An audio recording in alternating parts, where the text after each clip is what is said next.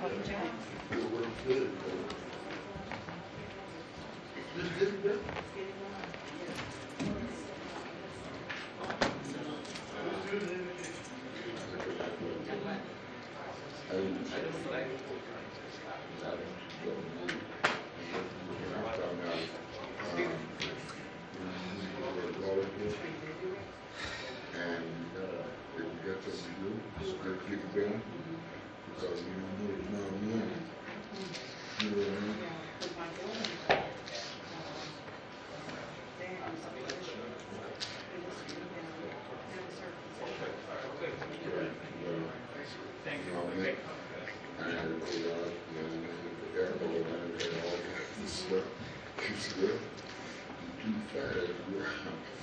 I didn't know about being too fat when you engaged. I said, you can get that new practice, but I'm talking about being able to get my feet up on something. And what actually this can happen. I'm telling you, for this person, he gave me he said, eat consciously, eat this and that. I said, I can't do it. How you doing, man? John, I don't see anybody, do you? You want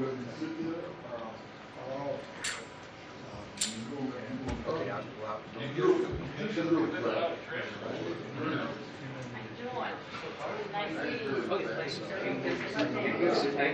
Yeah, they're tired. No.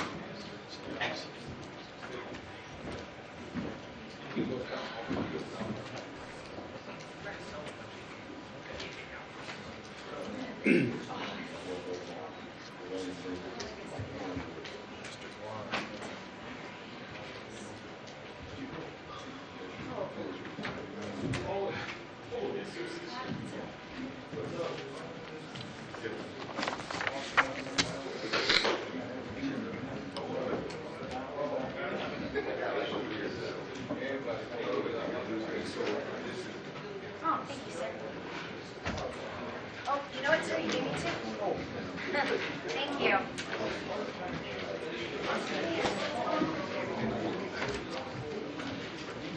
I have a question for you. When Kathy was here, she had developed language that we used in the ordinances that said, shall we say, patrol committees were provided in that.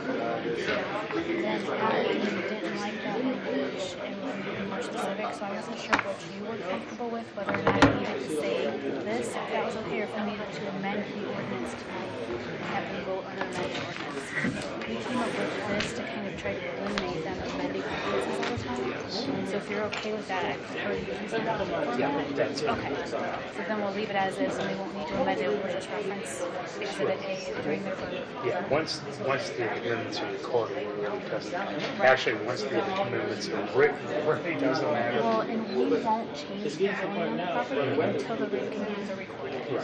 So we don't consider the ordinance to be in effect until that happens. So that kind of protects us. For a long time, that language wasn't in there at all. And then there was always these questions of whether or not we should change the zoning map or not change it. Now that we've added that, we don't change the zoning map until it's actually done. That makes sense. So it was mostly for our purposes that we did that. So. That's absolutely fine. Okay, great. Then we should be all set. Those are good compromises. Yeah, I think it works. Yeah, you did a good job. All right, Doctor.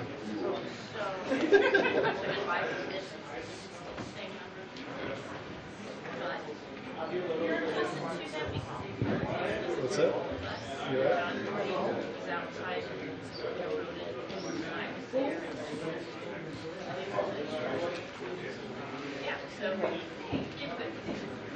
No signatures? Good night. Yeah, I'm gonna get it. All right, no?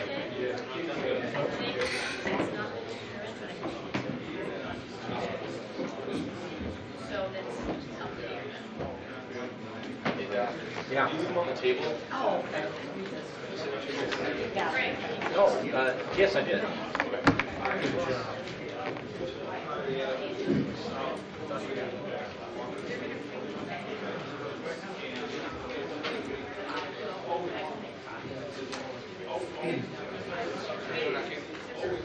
Hey, how are you, car?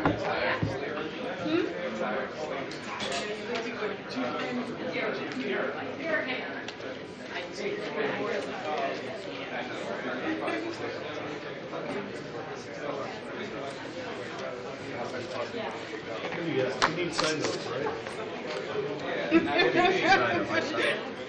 Graham was just Graham's looking looking for for it. He's looking for those. He just walked out of here. Okay, I gotta go find those. Yeah, I put the pressure on him. Graham, we just made up our own. Old lefty. Thank you.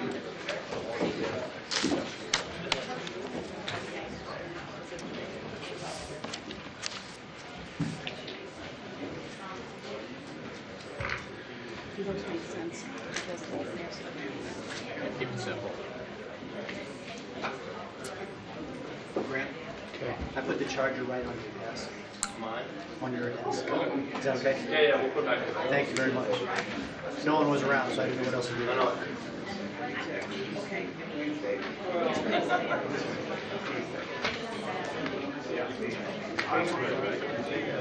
Okay. The goal is to keep me in the air conditioning as long as possible. What's that? The goal is to keep me in the air conditioning as long as possible. To get out of here as soon as possible. We got problems with these. We might trade you an air conditioner for your services. Well, that could work. My partners may have something to say, but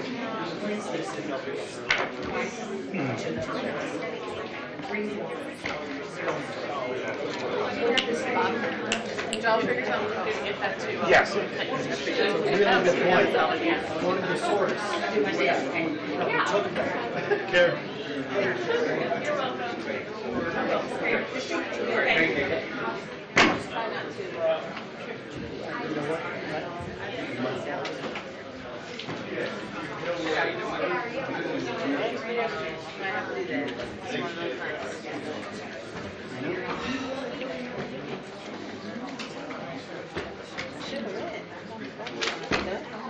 See, and Joe was so good.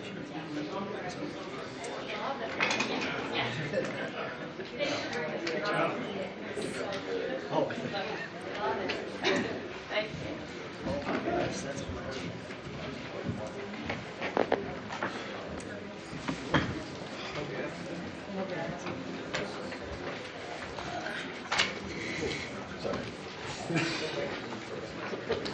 Takes a while to process. I would have sat over there. I'm okay. I would never been. So your committee's They were commitments on firework property. Oh, okay, you changed them up. You guys- Joe and John, Oh, okay. like I agree, those are the compromises. Oh, that was good. It looks good. Yeah, Also, a bunch of people speaking out. yeah, that was good. They came up with a compromise.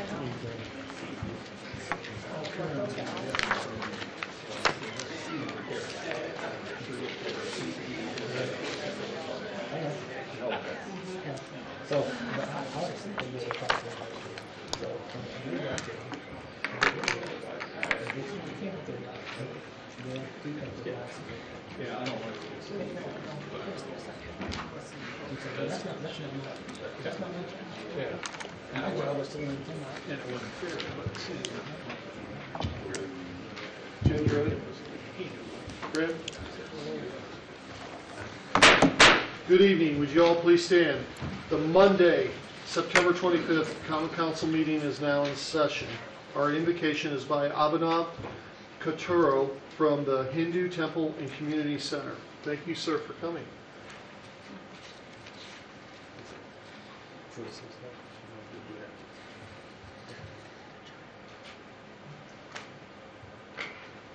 So my name is Abhinav Kataru, and I'm a sophomore at Penn. And I'd like to start with a Hindu prayer. And this Hindu prayer is to the god Ganesha, the elephant-headed god. Vakratunda Mahakaya Surya Koti Samaprabha Nirvignam Kurame Deva Sarva Karyeshu Sarvada. And that means, I meditate on Sri Ganesha, who has a curved trunk, large body, and who has the brilliance of 1,000,000 suns. O Lord, please make my works free of obstacles always. And I have another mantra called the Shanti Path, and this has been in our religion since the very beginning, which means basically peace for the world.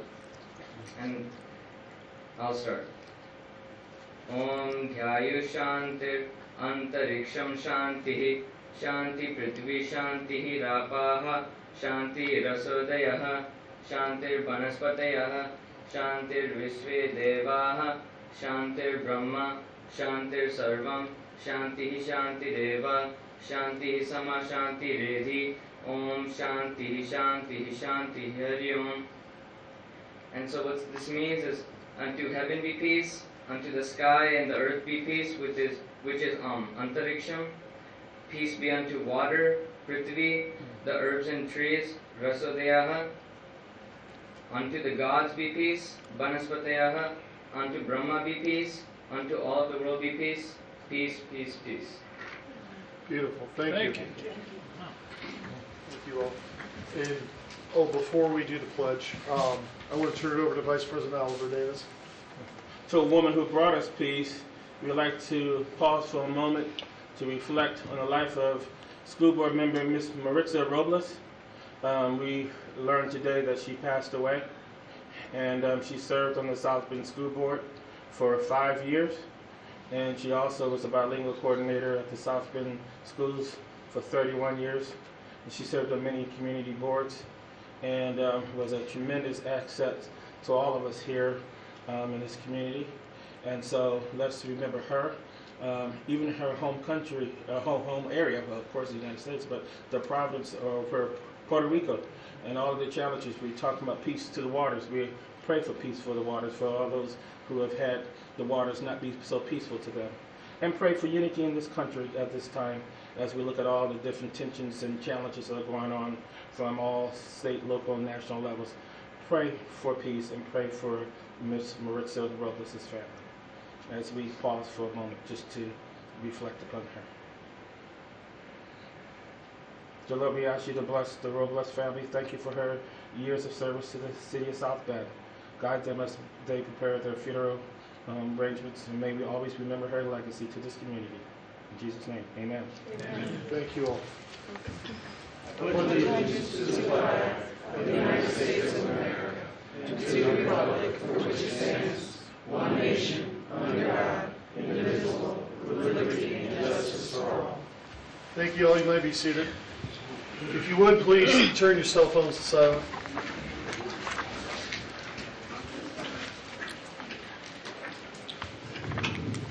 Ms. Fowler, roll call, please. Councilmember Preston. Here. Councilmember Kelly. Here. Councilmember Broughton. Here. Councilmember Varner. Present. Vice President Davis. Present. Councilmember Vorty. Present. Councilmember Furlick excused. Councilmember White. Present. President Scott. Present. 8 present. Thank you. Report on subcommittee on minutes, please. Report of Subcommittee on Minutes. To the Common Council of the City of South Bend, the subcommittee has inspected the minutes of the August 28th and September 11th, 2017 meeting of the council and found them to be correct. Therefore, we recommend the same be approved. Motion to approve. Second. All in favor? Aye. All opposed? Thank you. At this time, under special business, I do want to make one announcement for the public. The following bills are continued. 4817, amendment on tax abatement, is continued to 10-9. 5117 on the budget is continued to 10-9. It will be in the public input portion only, with council voting on their portion on 10-23. 5217 on the budget is continued to 10-9. Same thing, public input will be heard on 10-9, with the council portion being on 10-23. So if you're here for those bills, they are all continued.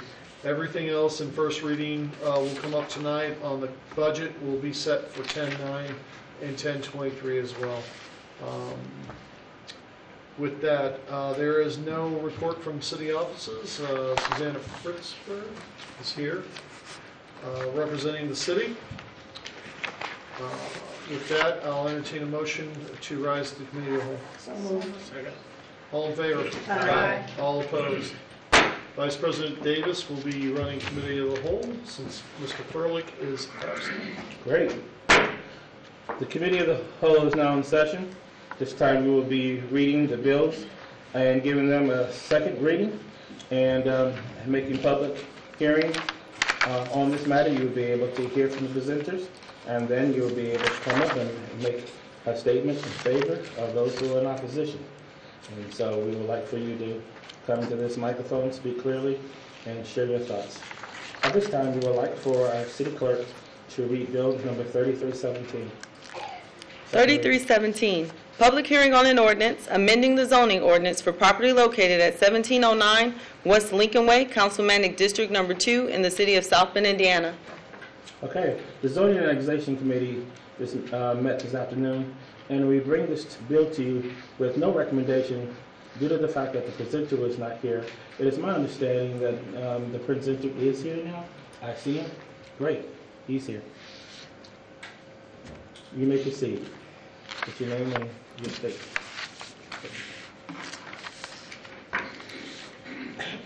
My name is David Stanton, Area Plan Commission, 11th floor of this building. Petitioners requesting a zone change from LB, Local Business District, to CB, Community Business District. On site is a vacant vehicle repair establishment. And to the north is a vacant home, zone LB, Local Business District, and also to the east there's a retail establishment which is zone LB, Local Business District. To the south, across Lincoln Way West, is a business zone LB, Local Business District, and then to the south, across College, is a restaurant zone MU, Mixed Use District. The site plan includes an existing single-story building situated at the corner of College and Lincoln Way West. The site is fully enclosed by barbed wire fencing. The staff is requesting written commitments, one, to limit the number of vehicles parked on the site for overnight parking, overnight or no more than 5, and 2, no barbed wire fencing.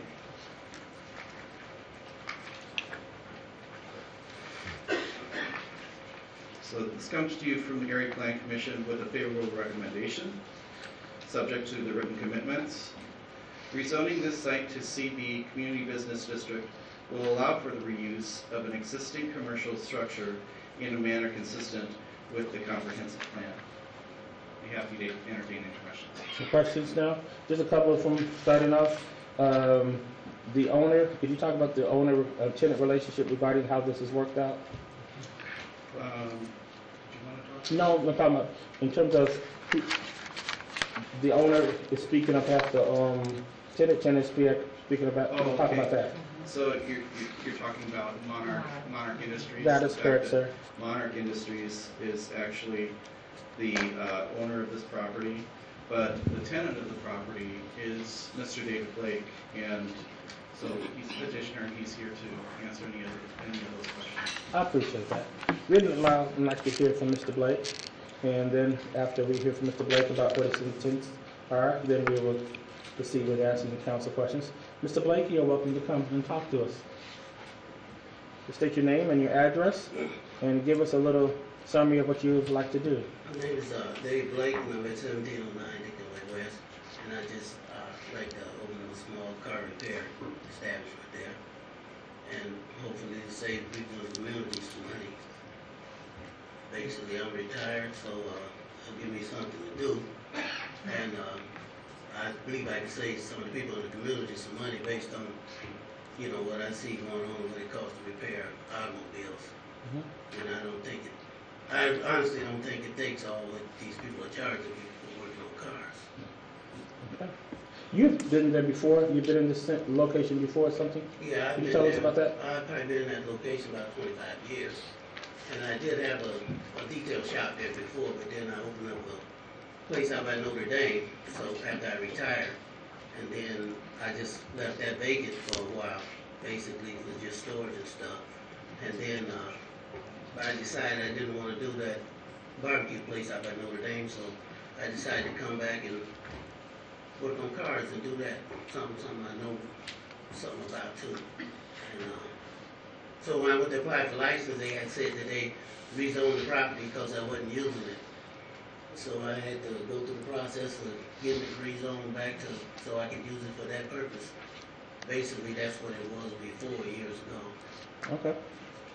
Questions? Any questions for our presenter, our petitioner? Yes, Mr. Scott, President Scott. It's either for the presenter or the petitioner. On the fencing, the barbed wire fence will come down, chain link fence will come down, or is that going to get changed? Yeah, well, we agreed there was an 8-foot fence, and they said that we could bring it down to 6 feet because there's 2 feet of barbed wire on there to take that off the top. And that was basically it. And then they said no more than 5 cars parked in the establishment at night. And there was a couple of other things that had to be done. But you know, I don't have a problem with doing what has to be done as long as I get sufficient time to do it. You know. Okay. I have a chair. I have a comment at the end when we come back to council portion. All right. If you see no other questions, we thank you, Mr. Blake, for your comments. Any other questions that we had for Mr. David? Anybody else? If not, we will now open up the public. Those who would like to speak in favor of this project, please come forward, state your name and comments, and share your thoughts. My name is Samuel Brown. I live at 222 East Navarre Street in the city of South Bend.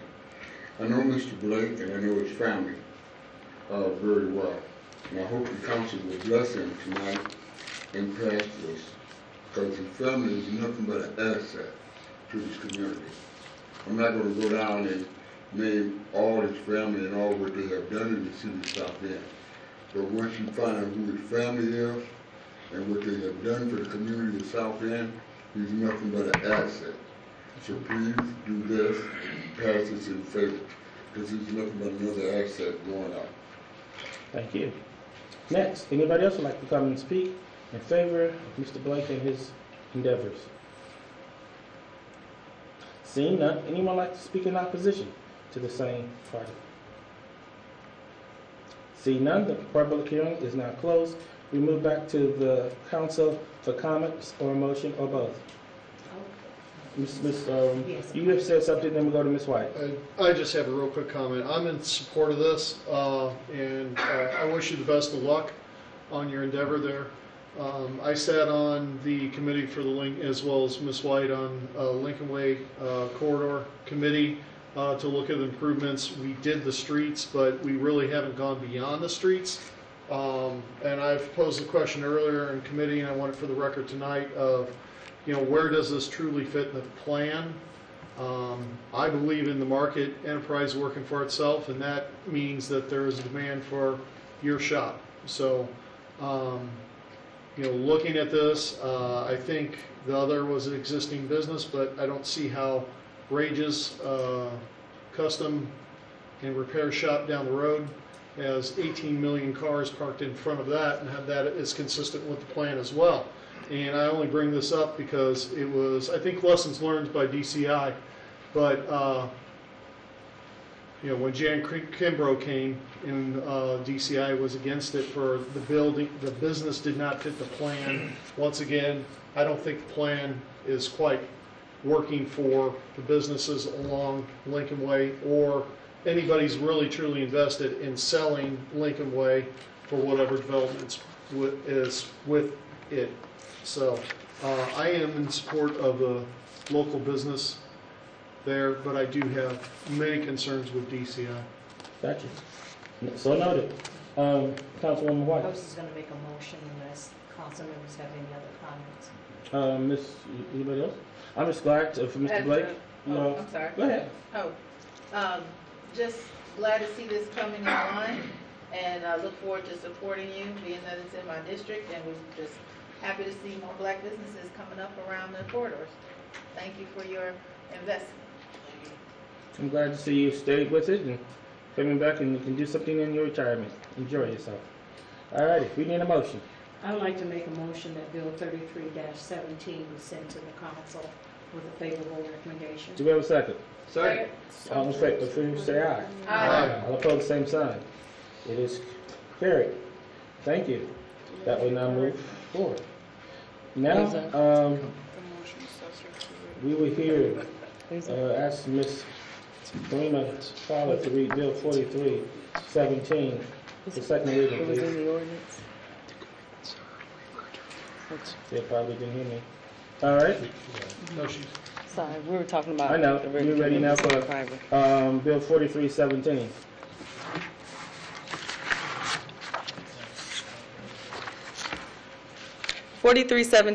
Public hearing on an ordinance amending the zoning ordinance for property located at 1237 and 1303 North Ironwood Drive and 1304 North Rosemary Lane, Councilmanic District Number 4 in the city of South Bend, Indiana.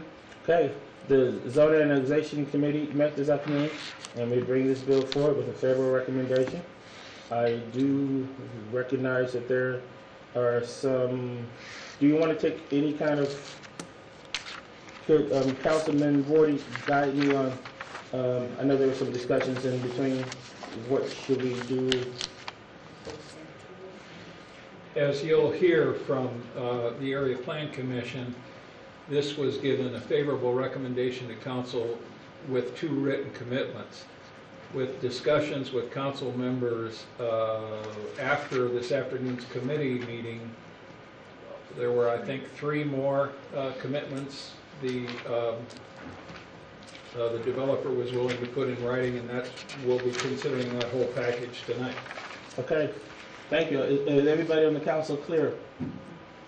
Everybody should have received that. So everybody, is anybody not who's not received one? Okay. All righty.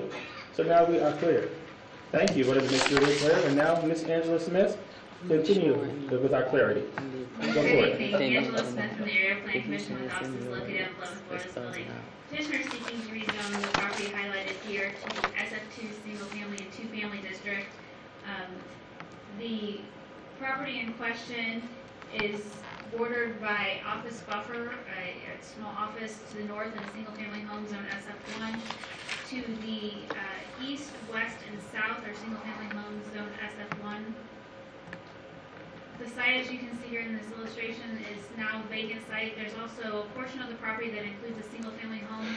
This is similar to a bill that was brought to you earlier this year that included just a portion of the property. This bill, if passed, would override it. The other one would be withdrawn. It now includes additional property that was not in the previous petition before you. This is a view looking from Rosemary Lane back to the site as well. The site plan you see on the screen here was presented to the Area Plan Commission on August 15th. There was a public hearing held at that time. After the public hearing was closed, the Plan Commission, in consultation with the petitioner, agreed to table the petition until the September meeting to allow the petitioner time to meet with the neighborhood organization. When it came back before the Area Plan Commission at the September 19th meeting, the public hearing had already been closed. There was an opportunity, though, however, for the petitioner to present the revised site plan that you see on the screen here to the Plan Commission. The revisions include reducing the number of units by 4.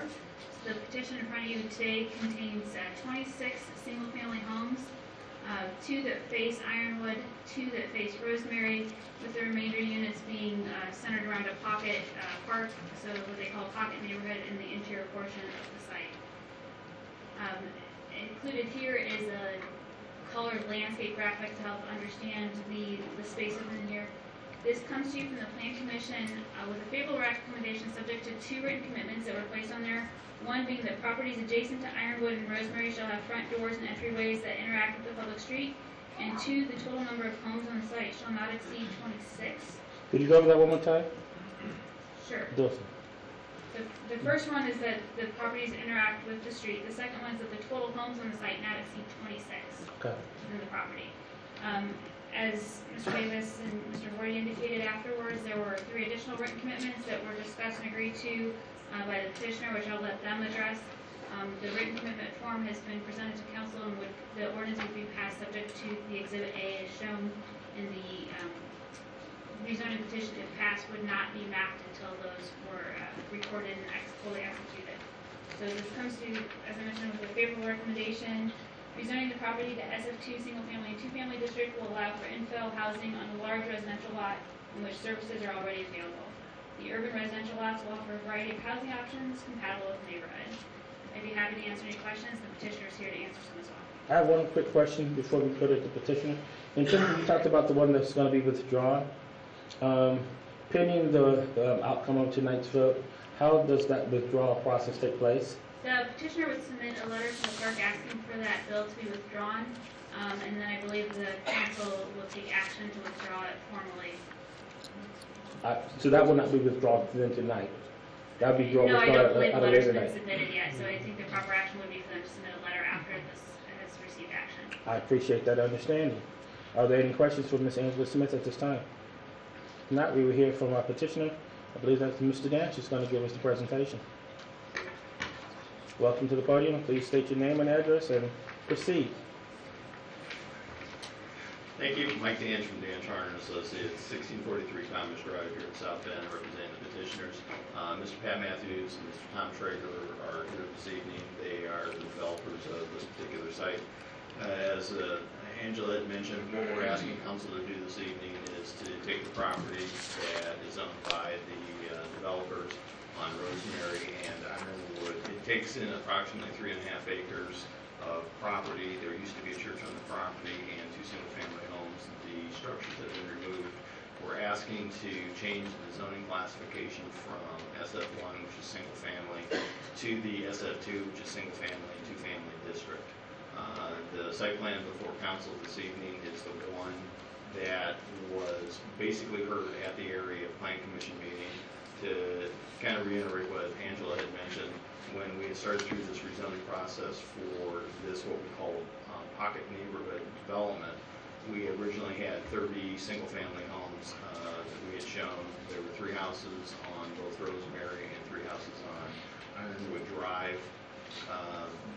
During the plan commission meeting, it got tabled by the owners to have time to go meet with the residents one last time to discuss the project.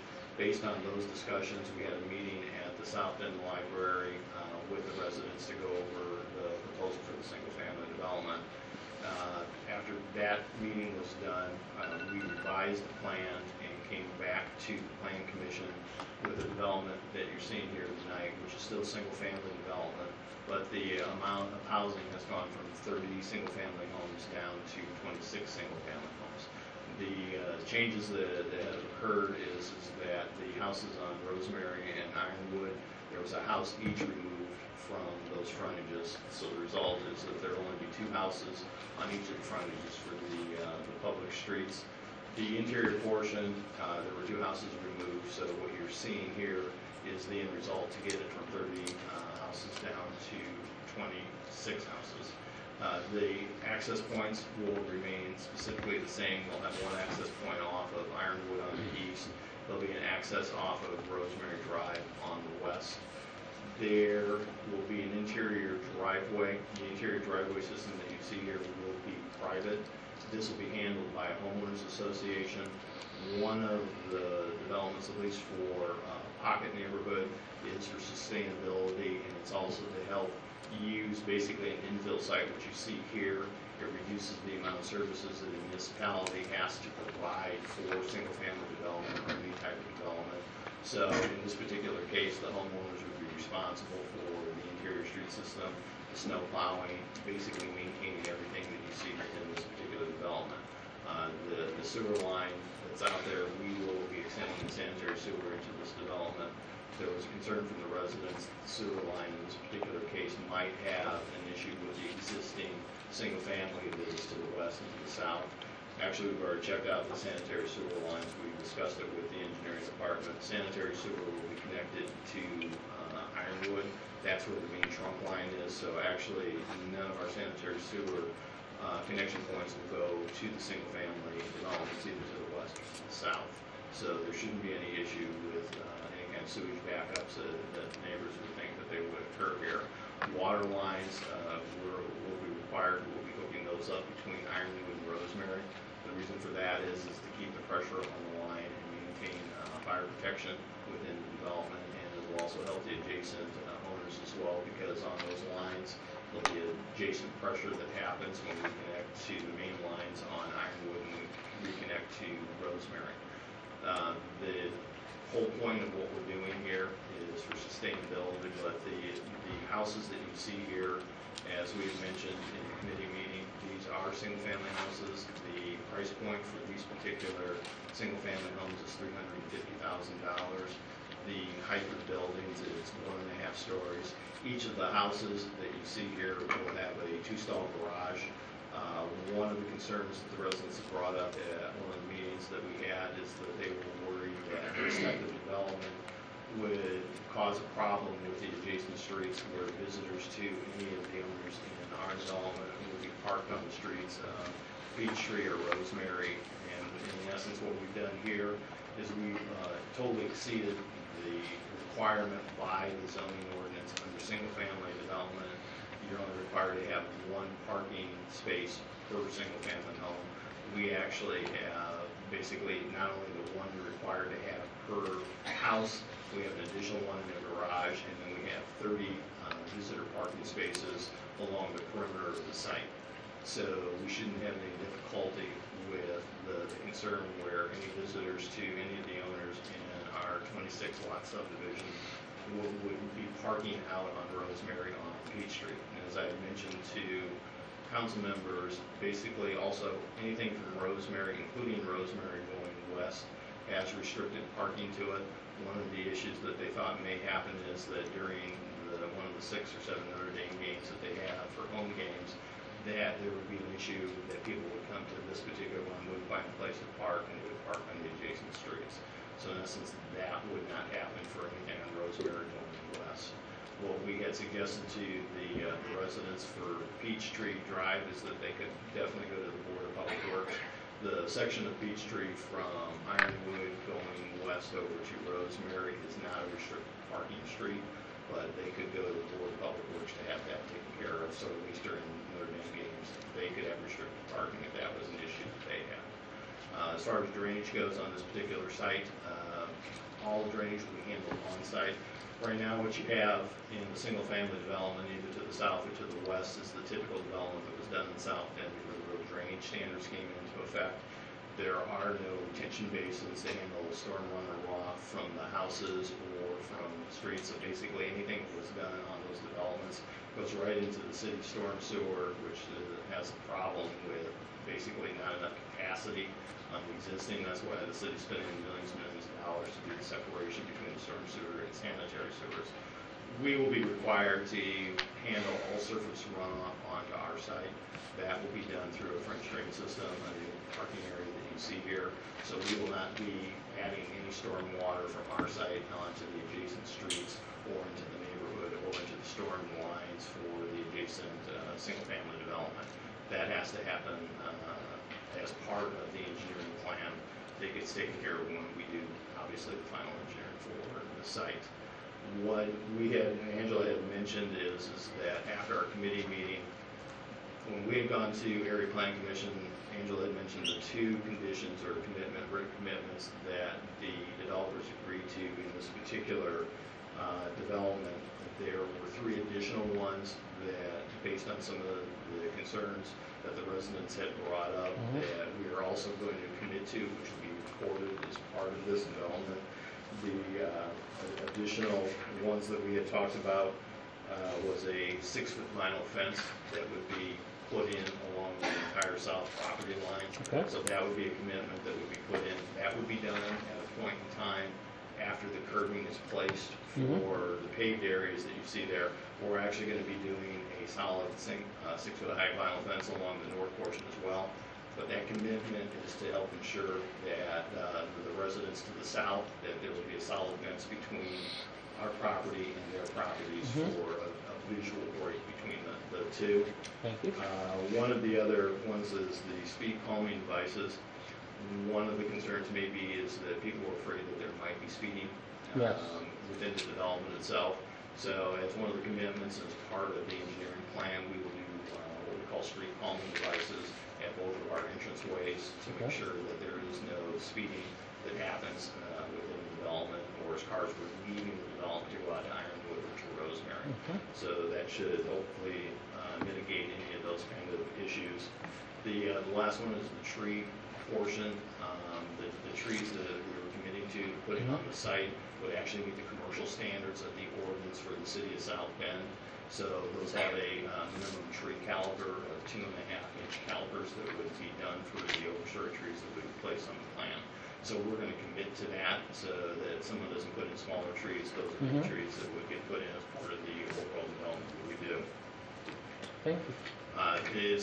Those would be recorded with the development itself. There were some other questions that had also come up. As far as when the development starts, the whole intent of what we're trying to do here is to develop the site from west to east. So the intent is that the first 2 homes that you see on Rosemary, those will be the first 2 homes that would be developed and built, and then we would work our way into the site toward Ironwood. One of the other conditions that we had mentioned at the other public hearings is that the sidewalk on the east side of Rosemary Lane, we would be extending that up to the next street. Right now, that sidewalk does not continue. The residents said that basically they would like to see that. That's a safety issue. They like to walk in the neighborhoods. So as part of our development, we will be doing that additional sidewalk from our project north to the next street, so that there will be a connected sidewalk between the two.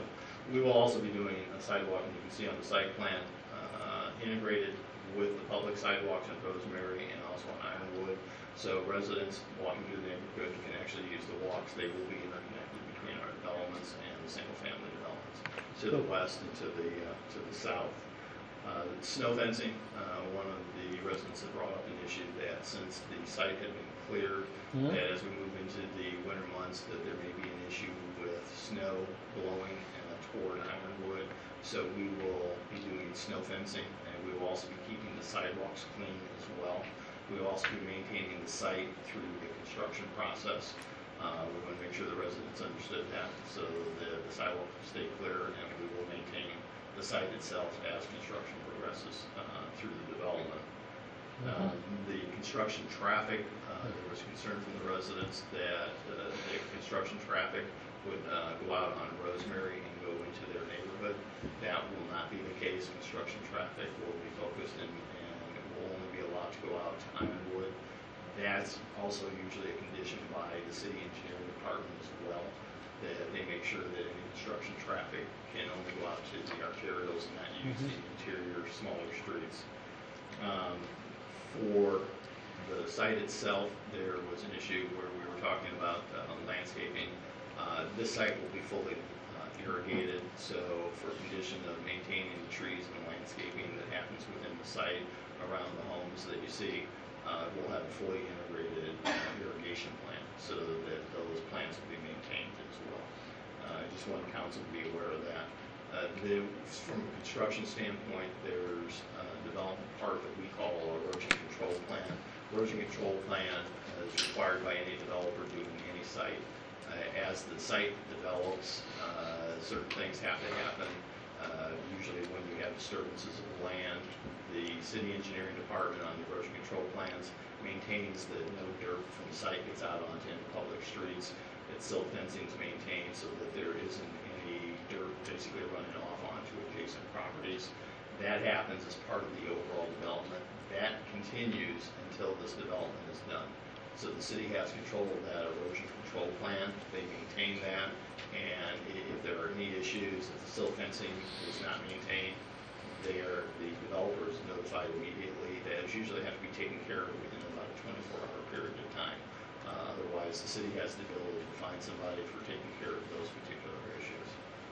What we would hope for is, based on the commitments that we've given council, that we would receive a favorable recommendation, basically your approval to change the zoning from SF1 to SF2 to allow for this development.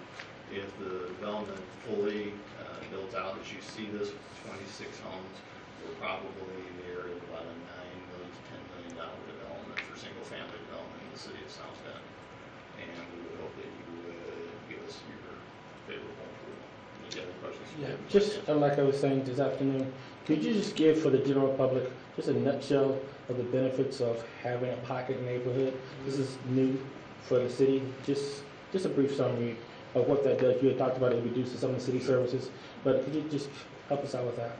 The pocket neighborhood concept is mainly for cities and municipalities to be able to use where they have infill sites, where you have a transition from either old uses where either developers have been able to acquire property and you're adjacent to existing public streets. And so what you take a look at is to be able to build homes in those types of areas where you can provide services. It doesn't cost the same amount as going into an undeveloped area, a green site as we call them, and basically take that green site and remove everything. It makes more sense to use an infill site where the services are there, they'll be maintained by the homeowners association. The sustainability part is the services are dropped drastically for a city in order to maintain these types of things. And mainly the only things you're looking at here from a city standpoint is a sewer line and a water line, and still those are just public lines that are there. But from the intent of handling all the pavement, the traffic, everything else, that's handled within the site itself. It's required for maintenance by the homeowners association. You said you can possibly do this in other infill sites throughout the city? Yes, this could be done. Depending on the size of the sites that you have, this could be done on any infill site in the city of South Bend. And again, would this change the property values around those sites that you're planning to do these infill sites? Would all of them sudden the properties around these homes, would they automatically go down or go way up and the people would be taxed more? No, as we had discussed in the committee meeting, Councilman Borby, who used to be the assessor, you take a look at this particular development on its own as an isolated development. This development does not have any impact on an existing single-family home. The assessment for these houses is within the subdivision itself.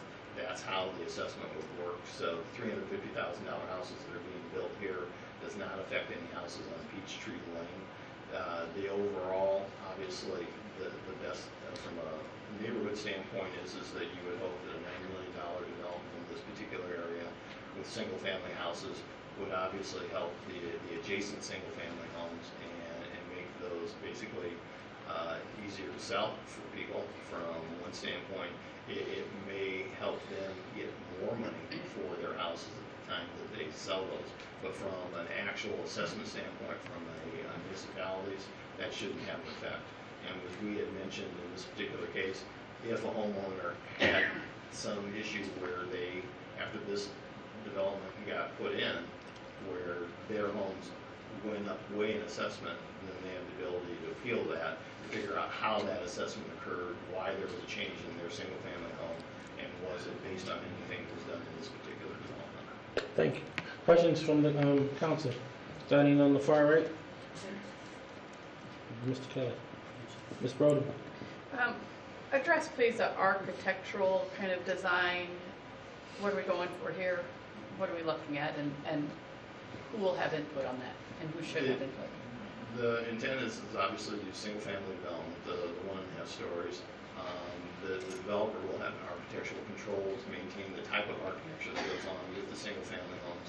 Obviously, what's going to occur here needs to blend with the adjacent households, but there will be a committee that will review those plans so that there is obviously a look to maintain the house that you see here.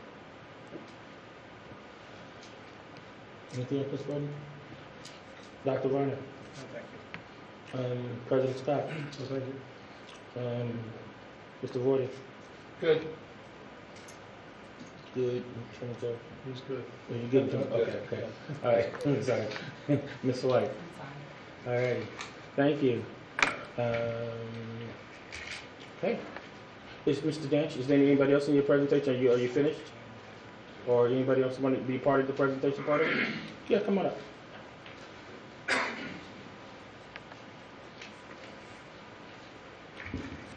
Excuse me, Pat Matthews, 52127 Fall Creek Drive, Granger, Indiana. I'm one of the developers. A couple of points I wanted to just put a little icing on the cake. The developers and neighborhood association have met at 4 different occasions. They had primarily 4 or 5 concerns, all of which we've taken care of. The density's been reduced.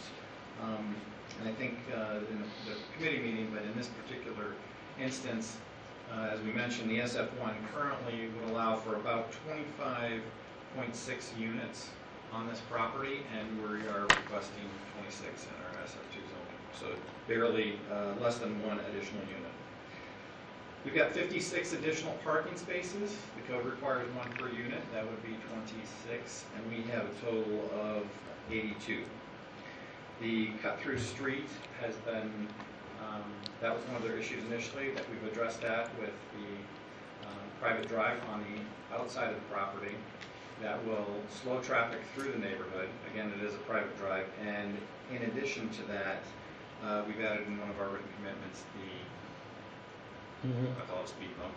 I understand. Speed bump.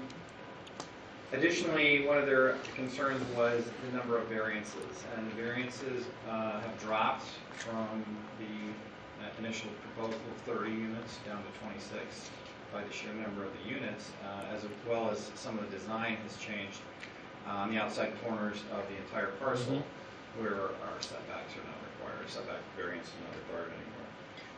And in addition to that, today in the 11th hour, we scrambled to come up with some additional written commitments to satisfy some of the neighbors. The project has many benefits. The development will be a model example, as you mentioned, for other properties or infill sites in the area and in the community. So this is going to be the poster child. This particular development, this slide and the other slide show great and what a great property it will be. The plan creates for interaction with the community and the neighbors, and it's an excellent transition property from the commercial to the north, moving to residential on the south border of the property. Additionally, there will be a continued annuity of property taxes from this parcel, from estimated to be about $164,000 a year from previous non-tax producing use. So I would ask for a favorable recommendation. This particular project pays reasonable regard and fulfills the decision-making criteria that are listed that you guys are all charged with. So I'm happy to answer any questions. Thank you. Any starting on this way? Mr. Matthews. Anything else, Mr. Porter? Just one thing. Looking at this rendition here of what it may look like, you show over 70 trees. Obviously, you can't be expected to lay out the money for a detailed landscape plan at this point until you know whether or not it's going to go. But you've agreed to a 2.5-inch commercial caliper requirement. Do you think 70 trees depicted here will be something like, I'm not asking you to... What the end plan looks like? Yeah. Is this a fair representation, in other words? Yes, I would say it's a fair representation. And I'm going to refer to Mike Danch on this. Mike is a professional landscape architect, and these drawings come from him. So Mike? I'm going to say it's a very fair representation. Thank you. Mhm. Yes. Just like you to go on record. Thank you. Yes? I like Any follow-up to the word? like that, yeah. No, this would be a fair representation of what we're going to end up doing as a result of what you see from the development of the 26 homes. And as you had mentioned, Councilman Gordy, actually one of the commitments that we did do, which will get recorded, is the size of the trees that will go in, and that they do meet commercial standards. So that's a commitment that is enforceable by the city as well, and that's what we had talked about. Okay, thank you. President Scott, any questions? No, sir. Dr. Bahar? Yeah, just the Ms. Matthews, Ms. petitioner just said something important, and I want to capture this, and I'm going to be doing this going forward. I have done it in the past. I'm going to continue to do it. The state code, the rezoning criteria that we are all asked to consider, to my left and to my right. One, pay reasonable regard to the comprehensive plan, the city of South Bend. Two, current conditions and the character of current structures and uses in each district. Third criteria, the most desirable use for which the land in each district is adapted. 4, the conservation of property values throughout the jurisdiction.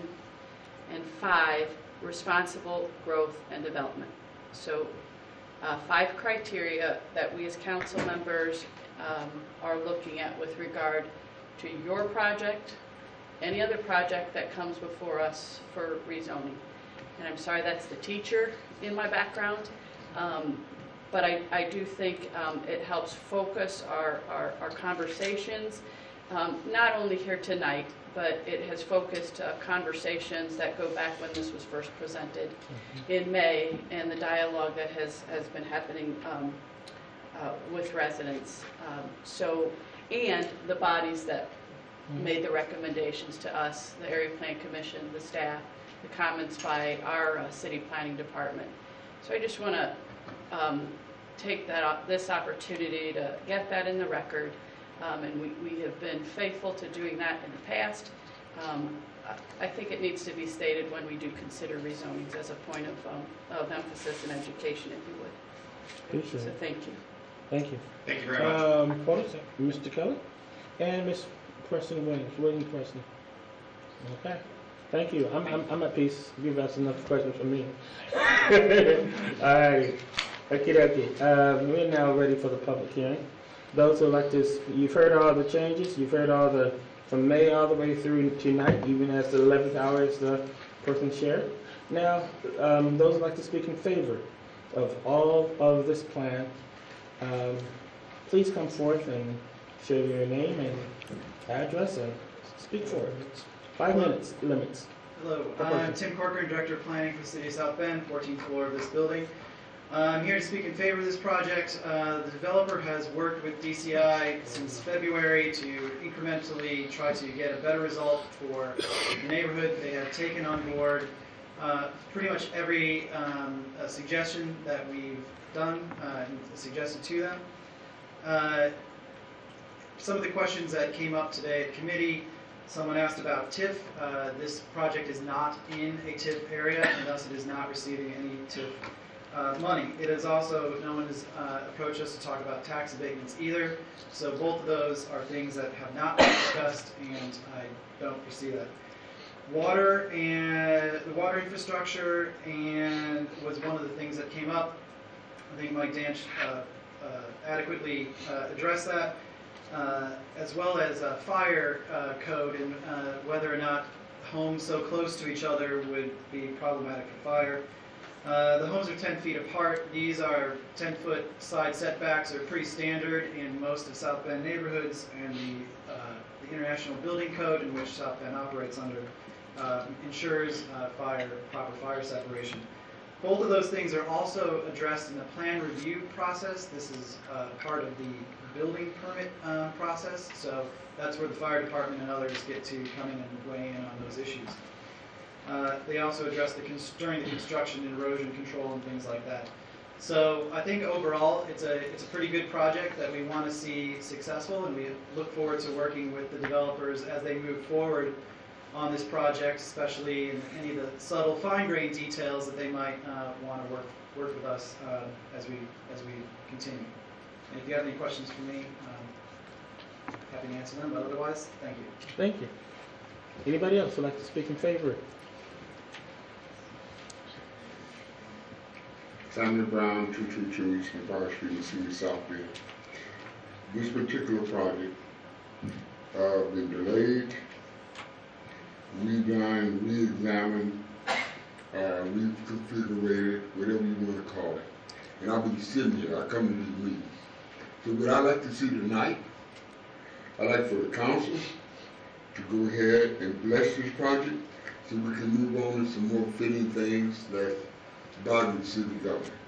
I would appreciate that. I sit right here and that's it. Yeah. And I know about this project. So please tonight, get the burden off the taxpayers, bless it with a good recommendation. We got some things depending on you guys, and let's move on. Thank you. Thank you. Anybody else? Got a couple of people. In fact, it helps expedite some time.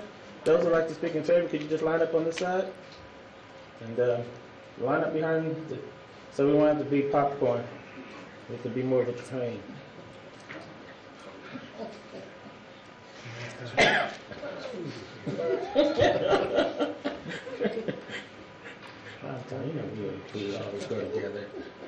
Go ahead, sir. Sorry.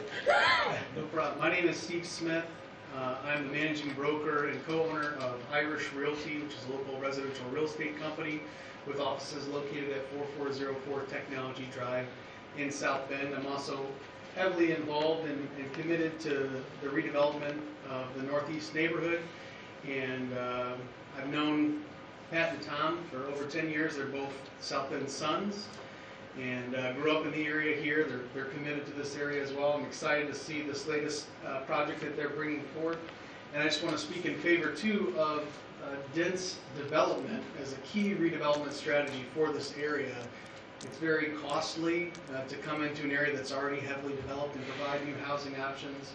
And we're seeing a lot of demand from people wanting to move back into this area and find quality housing options. I agree that the process has been slow going, which is a good thing, with some input and compromise to make a good development here. And I hope that this will be a model development for future developments in the area, because we are seeing on the real estate side a lot of people coming into the area and looking for these types of options. People that used to be going out to the Granger area and other places are now considering this Northeast neighborhood as a premier place to live. And I think the continued growth and redevelopment of this area bolsters our existing communities. I grew up in this neighborhood, and I think that you guys should approve this tonight, and let's see more like it. Thank you, sir. Next. Hi, I'm Emily Saavedra. I'm 1612 Churchill Drive, South Bend. And up until 2 weeks ago, I lived on Rosemary Lane, right next to this property being developed. And I moved just south to the neighborhood of Cook Woods. I'm in favor of the development for many reasons, but most importantly, for the economic and social future of South Bend. And we need development like this in order to attract people to our city and to keep our current residents. The development would be conveniently located to Notre Dame and downtown, where people can add income to the local retail and service markets. And the growth and redevelopment adjacent to Notre Dame in the past 10 years has created a strong desire for many to live closer to Notre Dame. And this type of pocket neighborhood, I feel, would appeal to a diverse type of buyer.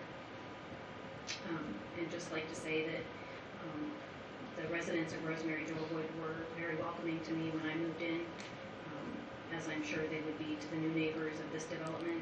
And I feel the development would bring together the old and the new, and add a sense of community and interaction between the homes as a shared community. Thank you. Thank you.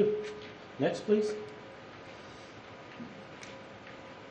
Hello, I'm Greg Aldrich. I own the 2 commercial buildings directly to the north of this project, and I can't wait for it to get started. I hope you approve this project. There'll be so many good things. I spent the weekend in Annapolis, and there are neighborhoods just like this everywhere you turn. That city is construction city. I can't wait till South Bend becomes that. The property itself will be professionally, architecturally landscaped. Everything will be maintained. This will be a very, very nice addition to our neighborhood. We've had our offices there for 25 years and absolutely love the area, and I hope this project gets off tonight and will be done soon. And could you put the official address on? Oh, I'm sorry, at the office, 1323 North Ironwood. I appreciate that. Thank you, sir. One more time. Anybody else in favor? Seeing none, now those who would like to speak in opposition of this project, please come forth and line up again. Could you just line up behind Mr. Sabo? And you have 5 minutes to share your thoughts per person. Chair, total time would be 30 minutes. Total time will be 30 minutes, so try to be considerate. I am S.J. Sabo with offices on Mishawaka Avenue in South Bend. I realize I'm standing in front of a bulldozer or a steamroller full of juice here, but this is the wrong thing to do in this neighborhood. It's not fair to the neighbors. I know that they met and said, well, geez, you know, I've got to choose between terrible and worse, so let's try to keep it up to terrible, and if you'll do this and do this, yada, yada, yada, knowing it's a done deal. Just like the East Race residential gulag and downtown Notre Dame. But this is outrageous. I hope the Owners Association will have their own tiny little fire engine that'll be able to actually negotiate around this thing in case this puppy catches fire. And the concept of a pocket neighborhood just means that neighborhood turns inward, and the other side of that coin is it's turned its back on the rest of the neighborhood. And we get that driven really home clean by having walls all around it now. So now we got a citadel enclave of rich part-time residents that will have no interest in what's going on in the neighborhood, will no interaction with what's going on in the neighborhood. They're in their own little Lux world here with little danger of having to mix with the hoi polloi outside the fences. This is not a good way to approach this situation. If you want to make a lot of money building this kind of stuff, go out there to downtown Notre Dame. They got plenty of it out there. In fact, I think they built some of that themselves.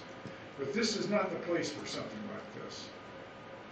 It's wrong for the neighbors, and it's just too bloody elitist to be acceptable as a reasonable development in that fine, quiet little neighborhood that was minding its own business before money came along, greed came along.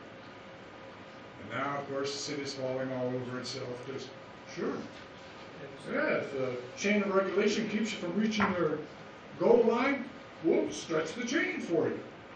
Same thing happened down there at the East Race, did it not?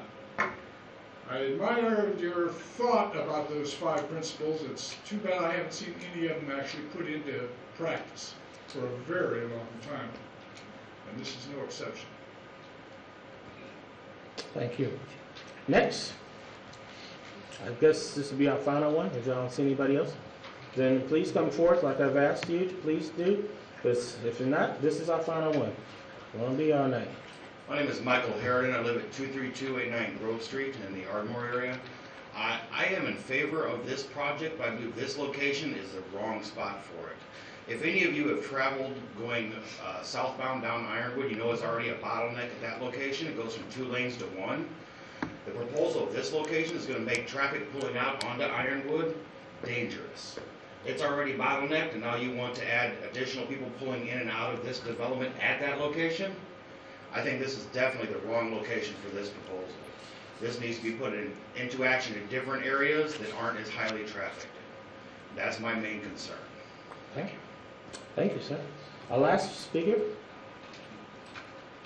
Hello. Hello. Sue Kesselman, 4022 Kennedy Drive, South Bend. One of the things that I've been following along with this for a while is what Ms. Broden brought to light earlier in the meeting is I think the council needs to come up with a new ordinance that specifically deals with the rules and guidelines for this new type of development. Because you're trying to get commercial, no family, no whatever, to try and fit this kind of development. I was concerned that what would be recommended normally is 18 units. You're going to stretch it to 26. So that means you guys are stretching it 8 more units than probably should be in the density of it. That concerns me. I did write up a few things. I think there are some ways to make it better. I think in terms of water drainage, there could be cisterns that use gray water so the water's reused. There could be permeable concrete on the driveways. I think there could be solar panels to reduce the stress load on the utilities. I think that there should be some, like they said, landscaping requirements, just as you do for commercial properties, because this one is a little more commercial than an average home. And I do think also it was brought up earlier that this changes the property values around it. You guys are great at giving, some abatements. I think that needs to be in consideration, that the people around it don't have to pay more taxes just because this came in. And so I think that needs to be looked at carefully as well. So anyway, I just think maybe perhaps the city could look at ordinances in other places that have keyhole neighborhoods and then set up some guidelines so we don't go through all this every single time. Thank you. Just a thought. Thank you. We'd like to ask Mr. Dench now to come forward. This definitely is our final speaker. I do apologize to all of you, but I've asked you to come forth. Go ahead. My name is James Galvis. I live at 2101 Peachtree Lane. All of this is right in my backyard, okay?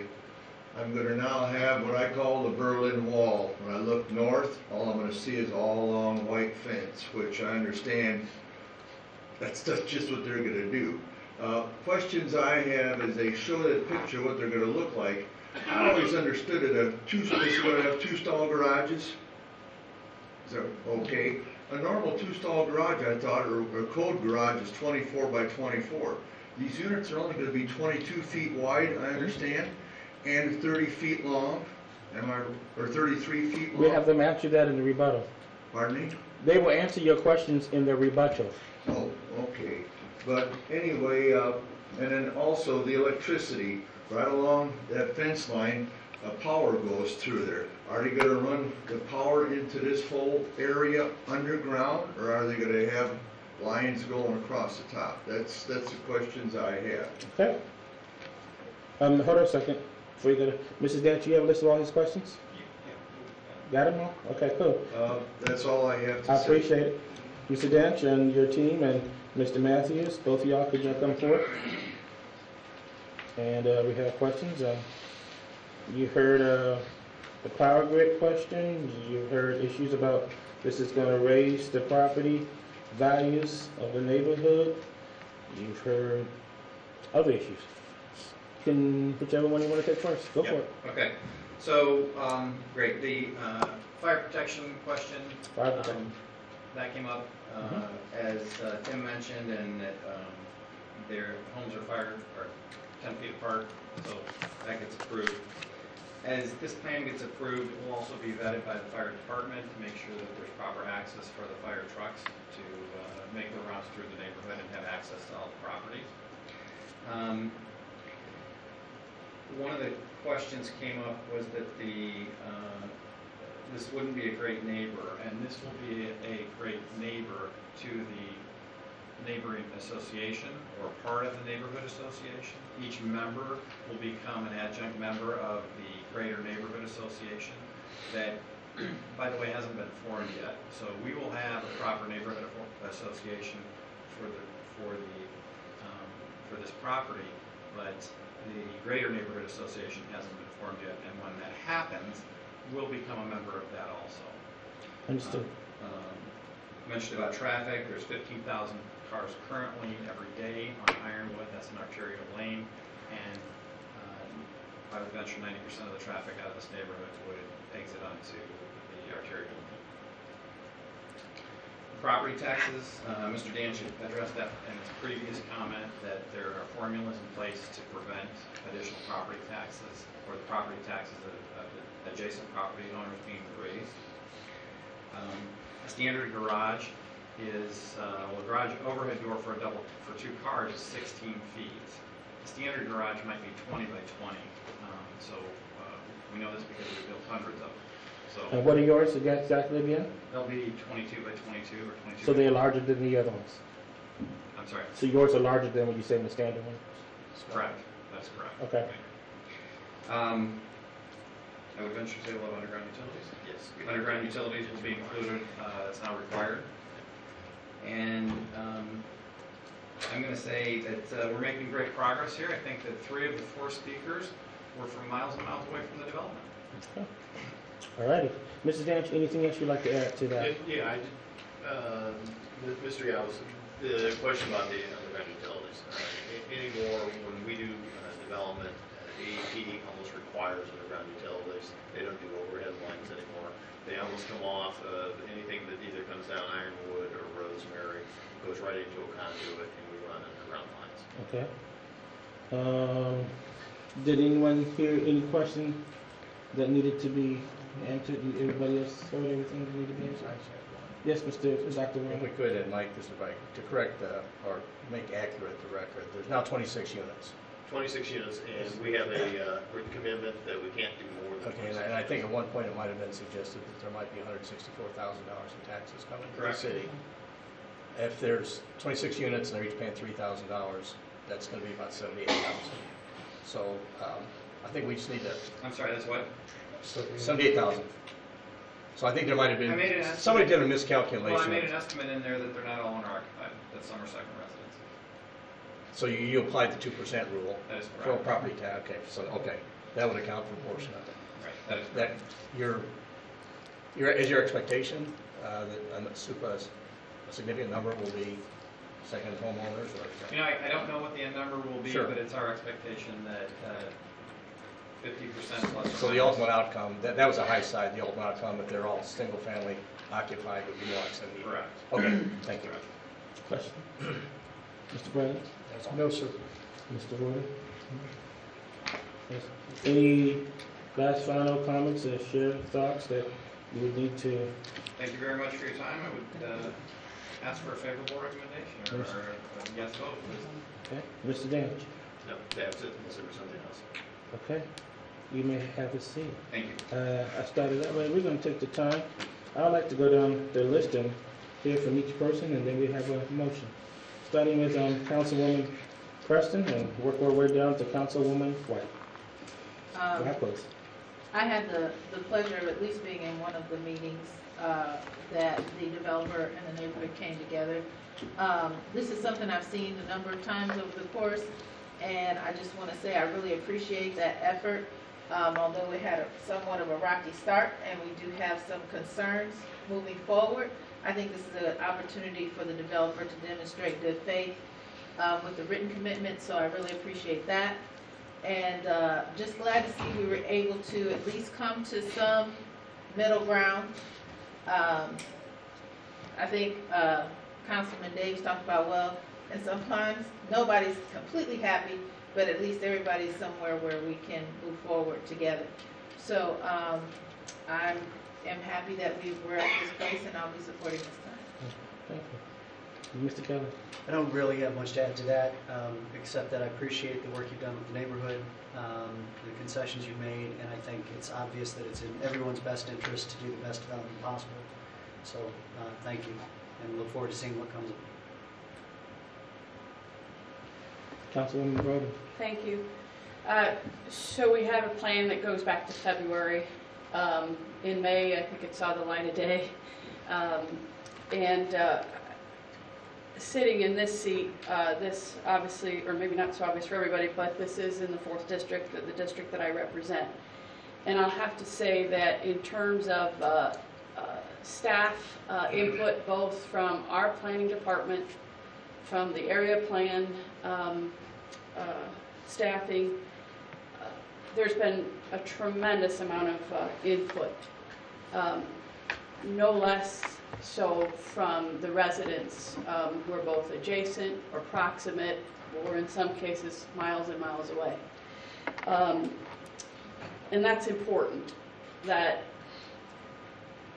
at least from my standpoint, call me a rookie, a year and a half into this, or a little bit more than that, but looking at these and working with professional planners, working with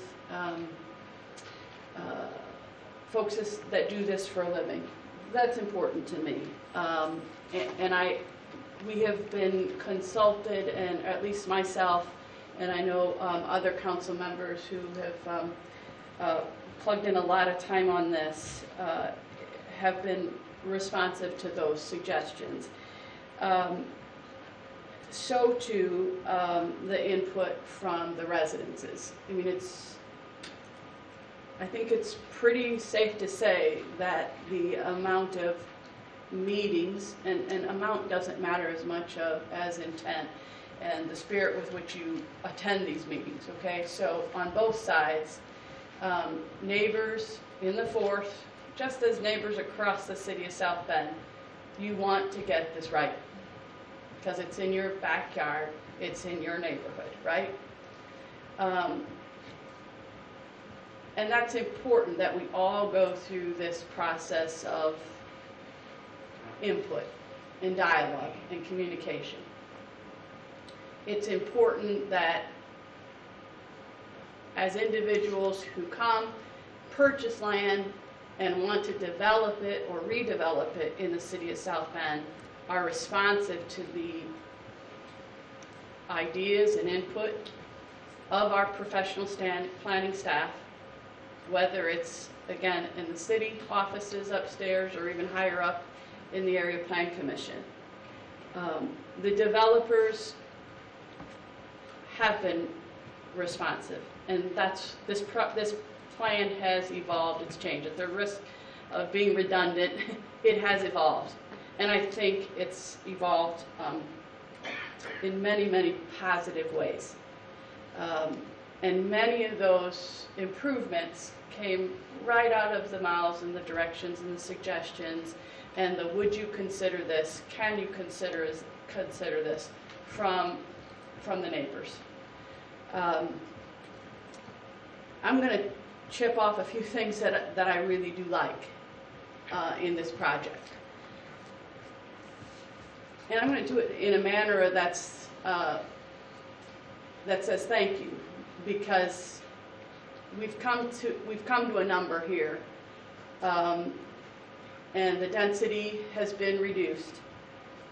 These are single-family homes.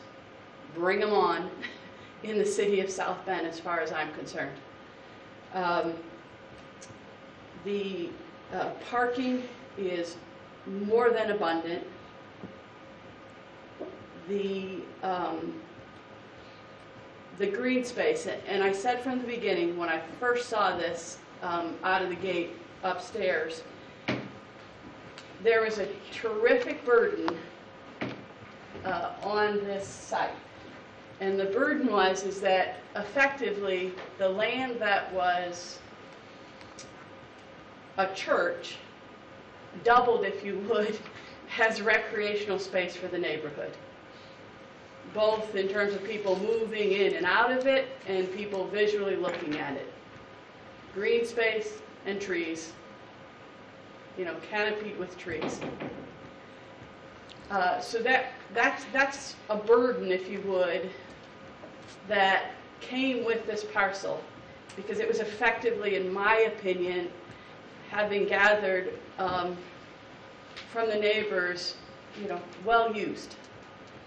So what I particularly like about the last changes, or what we're seeing here as a council, and again, this is representational, the intent is there, and I think the heart is there, even more importantly. And I don't mean that to sound soft, because the commitments that have been articulated tonight, not articulated and then put in writing, really gets to helping the neighbors feel more comfortable with where this will go, right? So I want to thank the developers and the folks who have crafted this, Councilmember Gordy in particular, Angela Smith from the Area Planning Commission, and the folks who came together. There are a couple neighbors in particular who stuck around in between meetings and helped crafted these commitments. But the landscaping and the green space. Thank you. That's what I heard as a representative for this district. Green space, landscaping, trees matter. And you have said that they do, you have committed that they will. So I appreciate that.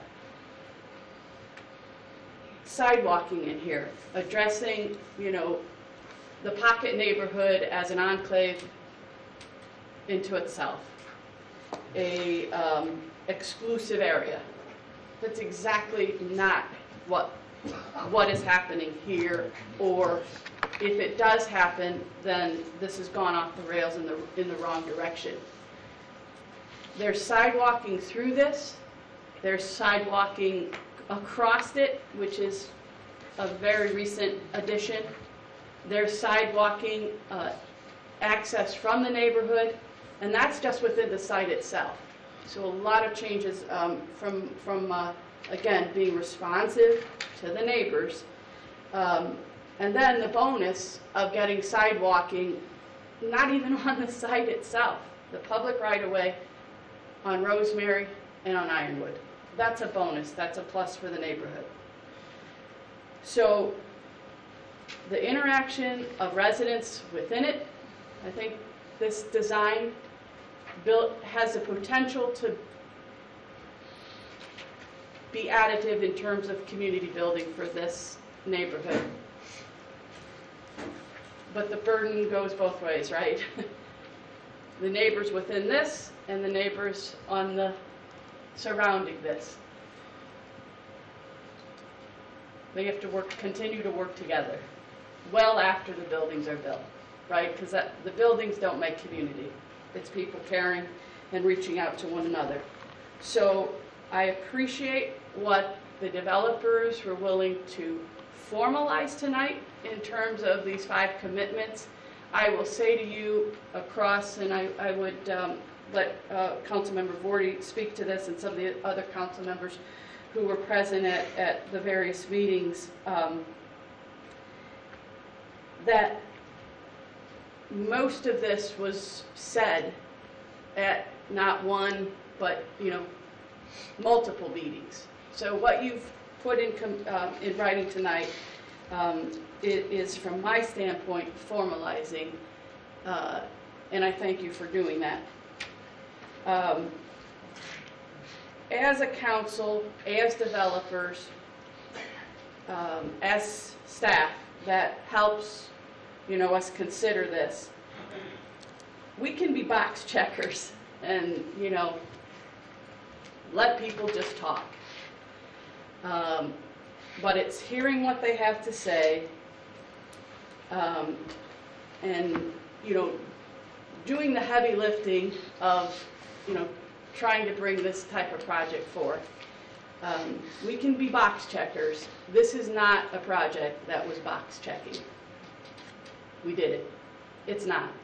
It hasn't been. It's been a process, and it has evolved. So for a number of reasons, I just want to state thank you to everyone who has been involved. Thanks for the input. I think this is a good project. I think it hits a lot of different marks. And I will be voting in favor of this. Thank you. Dr. Varner. I don't think I have anything to add. Thank you. President Scott. Just real quick. While it's a development now, it's a design on a piece of paper. Eventually, there's going to be actual people living there. And I hope everybody is warm and welcoming like most South Bend citizens are when new neighbors come. Thank you. Councilman Woody. I've enjoyed this process, and I'm not a masochist.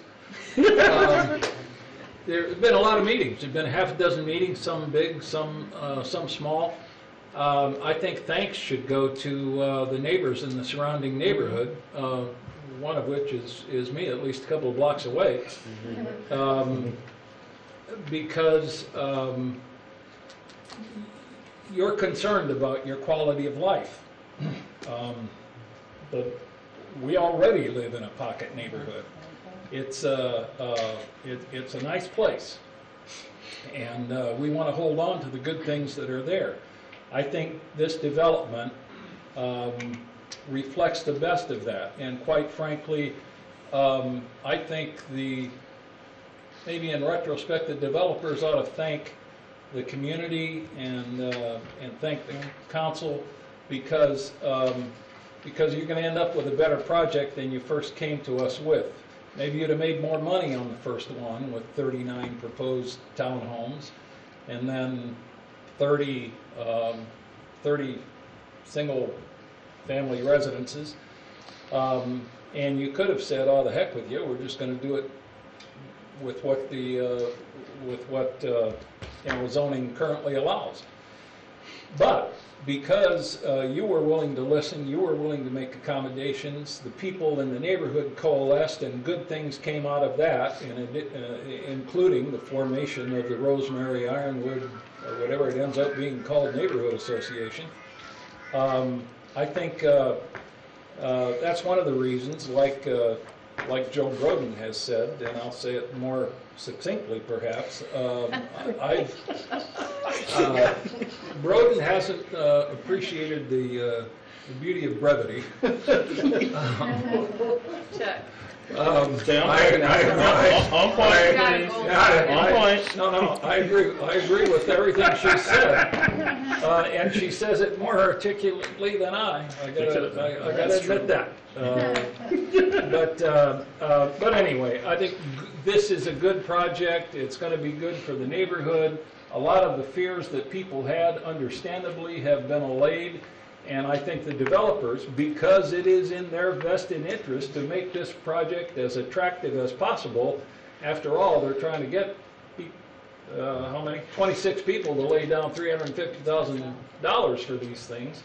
They're attuned to what makes this a good project too. So thanks to everyone, but especially the neighbors who came forth and coalesced and went from one raucous opening meeting to really productive meetings afterwards.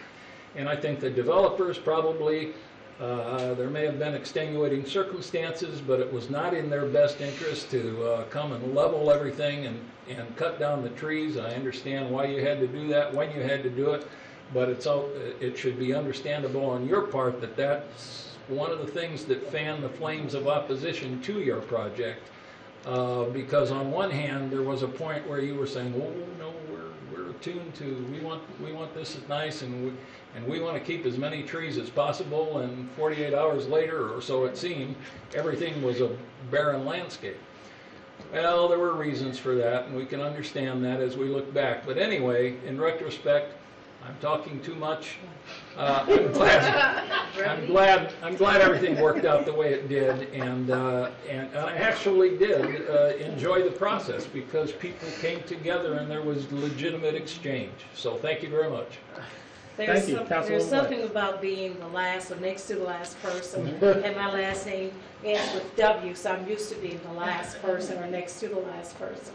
But I would like to personally thank everyone that has taken part in this process.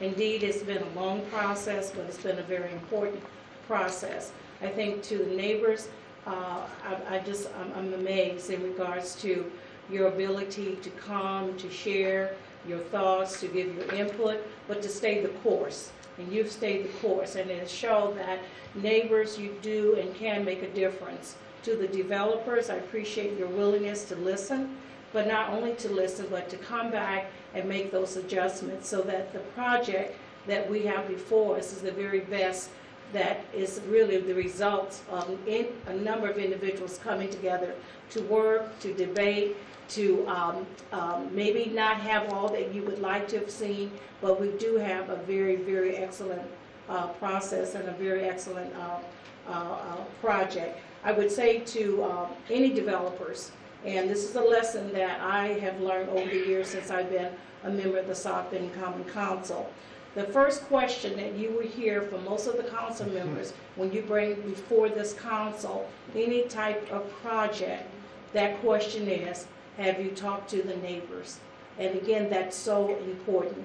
Our citizens and our neighbors, they live in the neighborhood. They have a sense of what is needed, but also that we want to make sure that their quality of life is the very, very best. So you will continue to hear this question. Have you talked to the neighbors? And if you have not, you can rest assured that this council will send you right back and say, talk to the neighbors. So again, I'm very thankful, and I look forward to taking action on this project. Mr. Matthews, one of the favorite gifts that I have received is a crock pot. And I told you when we first met that it's probably maybe a slow process. And the crock pot, when somebody puts the beans in the crock pot, it's a slow process. But it tastes better at the end because all the seasonings come in a slower process. And everything else is there. Some hot peppers are there sometimes.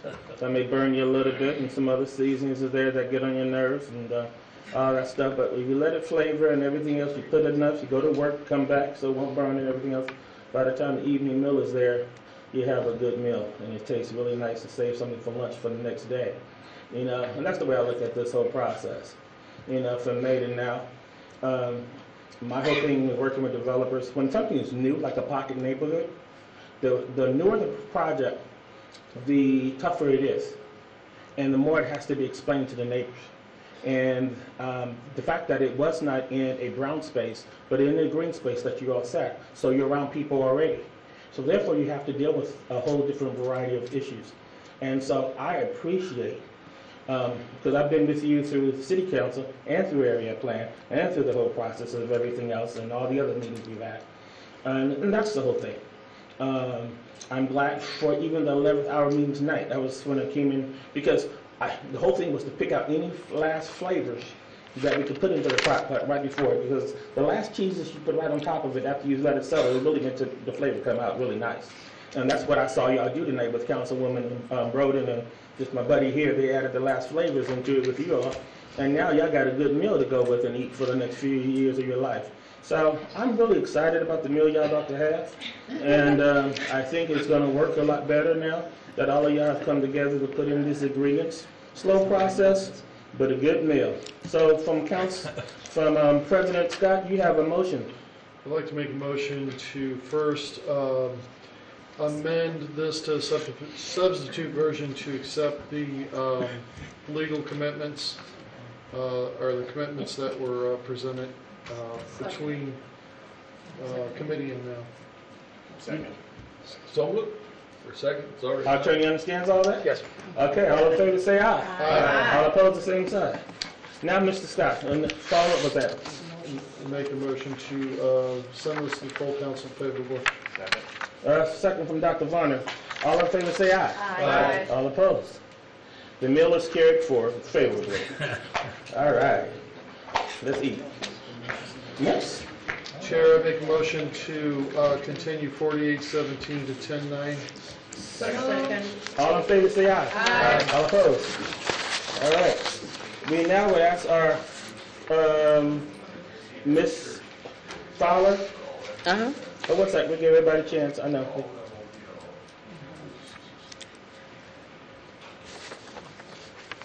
Ready? Keep going. Yes. Okay. Ms. Fowler, could you read bill number 5017? See you. Thank you. You're welcome. 50-17. Yes. Public hearing on an ordinance of the City of South Bend, Indiana, levying taxes and fixing the rate of taxation for purposes of raising revenue to meet the necessary expenses of the civil city of South Bend for the fiscal year ending in December 31st, 2018. Thank you. I'd like to make a motion to accept the substitute version, please. So moved. So, all in favor, say aye. Aye. All opposed? Okay, I believe we have a report from the budget. Personnel and Finance. The Personnel and Finance Committee met today and held a committee meeting as well as a public hearing on Substitute Bill 50-17. We send this bill to the council with a favorable recommendation. I appreciate that report. Now, Ms. Jennifer, come forth, share your name and your address, and share us your thoughts. Good evening, Council. I'm Jennifer Hockenhill, City Controller, offices on the 12th floor of this building. The bill before you right now has included in it the estimated levies that we are requesting. We're always told by Umbach Associates to maximize our levy as best we can. So this is our best estimate for our levies. However, we know that they will be decreased come February, but this is our best estimate. And I also wanted to respond to Mr. Murray, who had asked a question earlier today in committee. Yes? Ms. Hockenholt, would you please move the microphone a little closer I'm to sorry. me? Yes. Is this better? Tiny little voice. Yes. Thank you. My kids would disagree. on our website, under the finance portion of the website, there is actually a property tax report that John Murphy's put together that's great. It's got great information in it and will answer a lot of residents' questions regarding the actual property tax rates and how they've gone up or gone down over the years. So I wanted to make a mention of that. So with that, any questions from Question.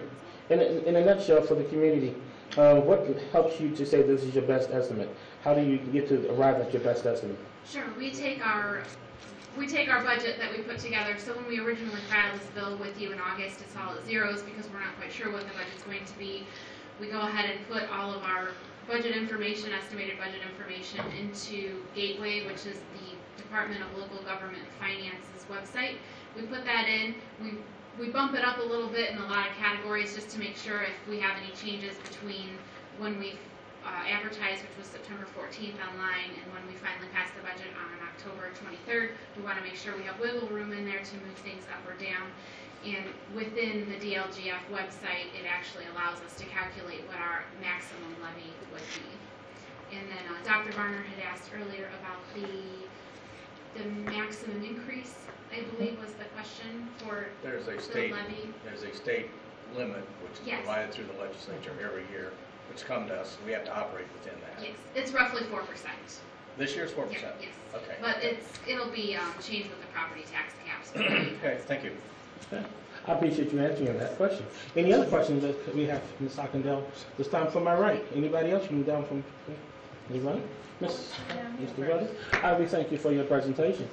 Okay. Now those who would like to, we have in the public hearing, those who would like to speak in favor of bill number 5017, please come forth. 1, 2, 3. Okay, those who would like to speak in opposition of bill 5017. 1, 2, 3. The public hearing is now closed. We'd like to hear comments or motions from the council. Move to send 5017 to the full council. Second. Second. Substitute. Is that substitute, sir? Is that so? Move to send substitute 5017. Okay. Second. Second. All in favor say aye. Aye. All opposed, the same sign. It is carried. All righty. Chair, I'd like to make a motion to send 5117, or continue until 10/9. Second. Second. All in favor say aye. Aye. All opposed, same sign.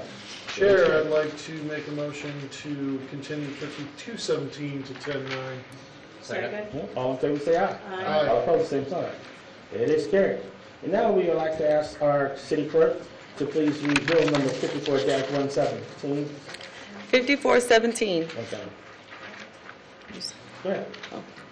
Public hearing on an ordinance of the Common Council of the City of South Bend, Indiana, appropriating and approving the South Bend Public Transportation Corporation's 2018 budget and levying the tax and fixing the rate of taxation for purposes of raising revenue to fund the South Bend Public Transportation Corporation, South Bend, Indiana, for the fiscal year ending in December 31st, 2018.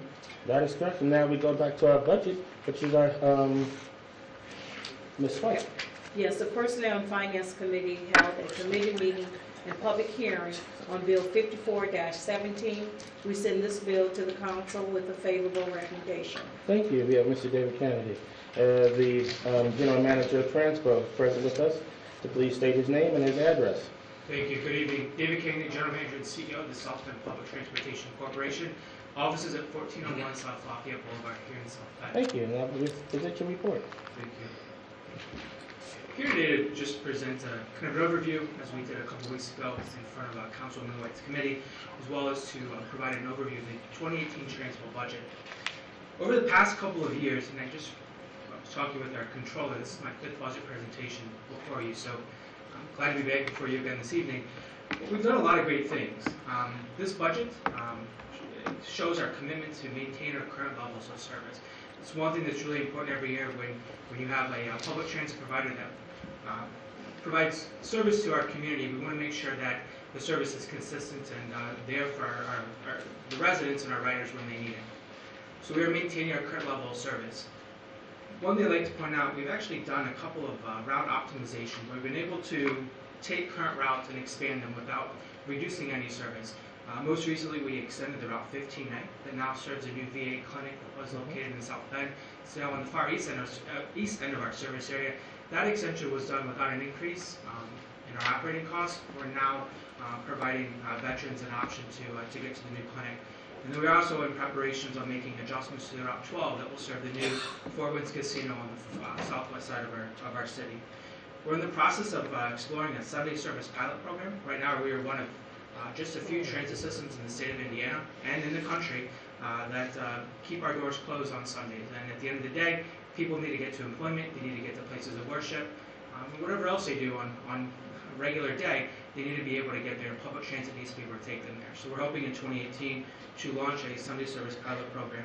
I do want to point out that all this is being done without any funding from the City of South Bend or the City of Mishawaka. We do this, and I'll explain how we raise revenue. One goal also is to increase our fare box revenue. And this is being done through the University of Notre Dame and St. Mary's contracts that we have. We have short-term contracts, and I explained this a couple weeks ago, in place that will allow us to renegotiate and hopefully expand the contracted service that we provide. And we just recently launched our DTSB Game Day Express. It's going rather well. The service is 100% funded through supporters, so there's no tax dollars going into operating this new service. And lastly, we're going to review our existing fare structure. The last time that we saw a fare increase was in 2010, so it's been quite some time as our costs continue to rise. We've last re-examined our actual pass program in 2015, which culminated with the launch of our day pass, which has been very successful as well. We've been proactive in reducing operating costs. As many of you know, we have a commitment to a green fleet as well as a green footprint, if you will, with our LEED Platinum facility. And we currently operate 22 compressed natural gas buses. We operate the largest fleet of compressed natural gas buses in the state. We have additional grants in to expand that fleet and reduce our diesel powered buses. But all this is done with a couple of challenges, and I'll get to those as well later. But really, when it comes to funding on the federal side, there's a lot of concern over what the appropriations are going to be coming out of Congress in the coming months. And then also on the state level, we saw the first increase in spending for public transportation this past year to the General Assembly, which is quite refreshing, but it's the first increase that we've seen in over 8 years. In the past 8 years, Transpo's taken a $1 million hit, if you will, when it comes to state operating dollars. So any increase is nice, but we hope to see more as we move forward. So back to the budget. The 2018 budget is just over $10.6 million, which is actually about $200,000 less than the budget for 2017, and all that's being done through additional efficiencies that I talked about. We are maintaining our current level of service. We're going to be exploring options to increase fare box revenues and the potential service or the upcoming service expansion or extension to the new Four Winds Casino location. When you look at our budget, almost 90% of it we have absolutely no control over when it comes to wages, benefits, fuel expenses. Those are all really fixed costs. We do have a bargaining agreement with our bus operators and our mechanics that expires at the end of October. We actually head to the bargaining table next week. So that really takes up a lot of our budget. When you look at our benefits, and we'll get to that, we joined the St. Joseph County Health Plan this year. And we saved over $300,000 just by moving our employees over to a plan that's essentially a full funded plan, but on a self-insured model, if you will. Okay. So, we're able to provide better health benefits, if you will, to our employees while being mindful of taxpayer dollars. As we continue the conversion to compressed natural gas and moving off of the diesel fleet, you can see that our fuel expenses have gone down. The delta, the difference between diesel and CNG is about $1 a gallon, and it does fluctuate. Diesel is a lot more volatile, if you will, than compressed natural gas. So it helps us as we even buy futures for diesel for the remaining vehicles we have in our fleet. When you look at our revenue, we are about 85% tax funded, and the taxes come from different areas. 32% comes from local tax revenue, and that's the property taxes that we collect and the county option income tax that we collect as well. And all those amounts are determined by the Department of Local Government Finance when they come in and visit. That's how we get those numbers and budget accordingly. The state assistance is what's known as the Public Mass Transit Fund. It's a fund that's a general line item in the state budget that the legislature appropriates. And right now it's about $46 million that's spread throughout 67 of the transit agencies in the state of Indiana. One thing that's a little unfortunate, some of our federal money, instead of using it to buy capital equipment such as buses and bus shelters and all those great things that are amenities to our passengers and make our service more reliable and a much better service to operate, we're actually having to convert that money over to maintain our system by converting it and changing it, cashing it in for 80 cents to 50 cents on the dollar, depending upon the type of service that we fund. So that's about 17% of our budget. We do capitalize our preventative maintenance. Passenger fares account for about 14%. I will say that the goal is, or kind of the target in our industry is between 20 and 30%. So for a smaller system, it's a little more common to see it low, but 14%, I will be candid, is rather low. Lease revenues for our South Street station, lease space that is currently occupied but will become vacant in the first quarter of 2018. And then the advertising on buses, interest on money that's in money market accounts and things like that, that accounts for about 1% of our total budget. So as you can see, we're with the increase in the Notre Dame contracts and the future, how we look at reevaluating our fare structure, we do think that we'll be able to get about $200,000 more out of the fare box, if you will. We look at our total collections there. Property taxes are up for 2018. We are preparing for the property tax caps that will take place in 2019 and 2020. We've been working with Umbon Associates on what those projections will look like. As you can see, there's a slight uptick, as I mentioned, in the PMTF. Federal operating assistance, we're trying to not use as much as we absolutely have to, trying to keep it for other technological needs, but we're still using the federal operating assistance. Really, our challenges are continuing to replace our aging bus fleet. As I mentioned a couple weeks ago, we had just taken delivery of 3 brand new buses for a total price tag of $1.5 million, $500,000 a bus. However, we didn't have the local match to pay for that, so we went to First Source Bank and we borrowed $300,000 for the local match. So as we continue to plan and budget for the years forward, we then have a bus loan payment that has to be paid off as well. So it's not sustaining, but it's how we're able to keep service on the street. As I mentioned, the uncertainty of the federal funding and the state funding, continuing to look at ways to reduce operating expenses, new technology, compressed natural gas, electric vehicles, and then again preparing for the property tax caps. 2018 priorities will be to continue to explore ways to expand our contracting opportunities with local universities and educational institutions. Notre Dame and St. Mary's, obviously the contract that we currently have, but then also IUSB and other institutions. Last week I sent another email to Dr. Spells and Ms. Coney with South Bend Community School Corporation as a way that I think Transpo can really help provide some relief to the school corporation with their transportation challenges. So I look forward to hearing back from them and sitting down at the table and utilizing Transpo's existing services to help meet some of their needs. We're looking at workforce development partnerships, whether it's with institutions like Ivy Tech, bringing some of their students in to potentially work for us. The Crossing School, we met with them last week as well. So there's a lot of opportunities for workforce development, not only with our current employees, but bringing new folks into into the workforce at Transpo. And then the fleet modernization project is probably one of the most important things when it comes to just making sure that that service is on the street and the local share on the federal grants. As we start receiving money from our Northside property, the development on our old property, that money will go in towards paying off some of the loans that we have for bus payments. So as of today, we've received about $170,000 from Century Builders. So as that money continues to come in, that will go to be used for local match on our federal grant. So that is the transport budget for 2018. Awesome. Thank you. Any questions, comments? You also extended the, I would say in the number 14, with when you added in the Martins area. I forgot about that one. Thank you. Yes, Yeah. so we were able to serve the new Martins. Yeah, so that was, appreciate that, and the bus services over there too. That's good. Questions, comments about our bus from Ms. Preston coming down. Mr. Kelly. I just want to thank you for continuing to reach out to South Bend Schools. I know we talked about that last year. It's at this time, so I appreciate you continuing that because I think it could be very much so mutually beneficial. So thank you. Absolutely, thank you. Ms. Brody. Concur with that comment of Councilmember Kelly.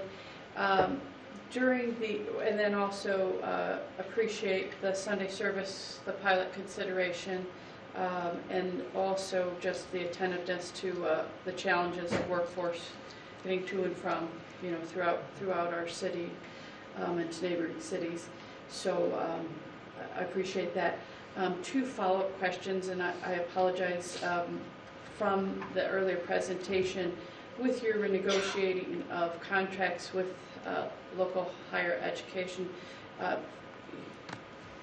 I'm very well aware of a long-standing contract that makes its way through the 4th District, and I guess I'm just reiterating the need, or reiterating the request, whether it's a change of routes, whether it's a change in frequency, whether it's the change of the size of the actual bus.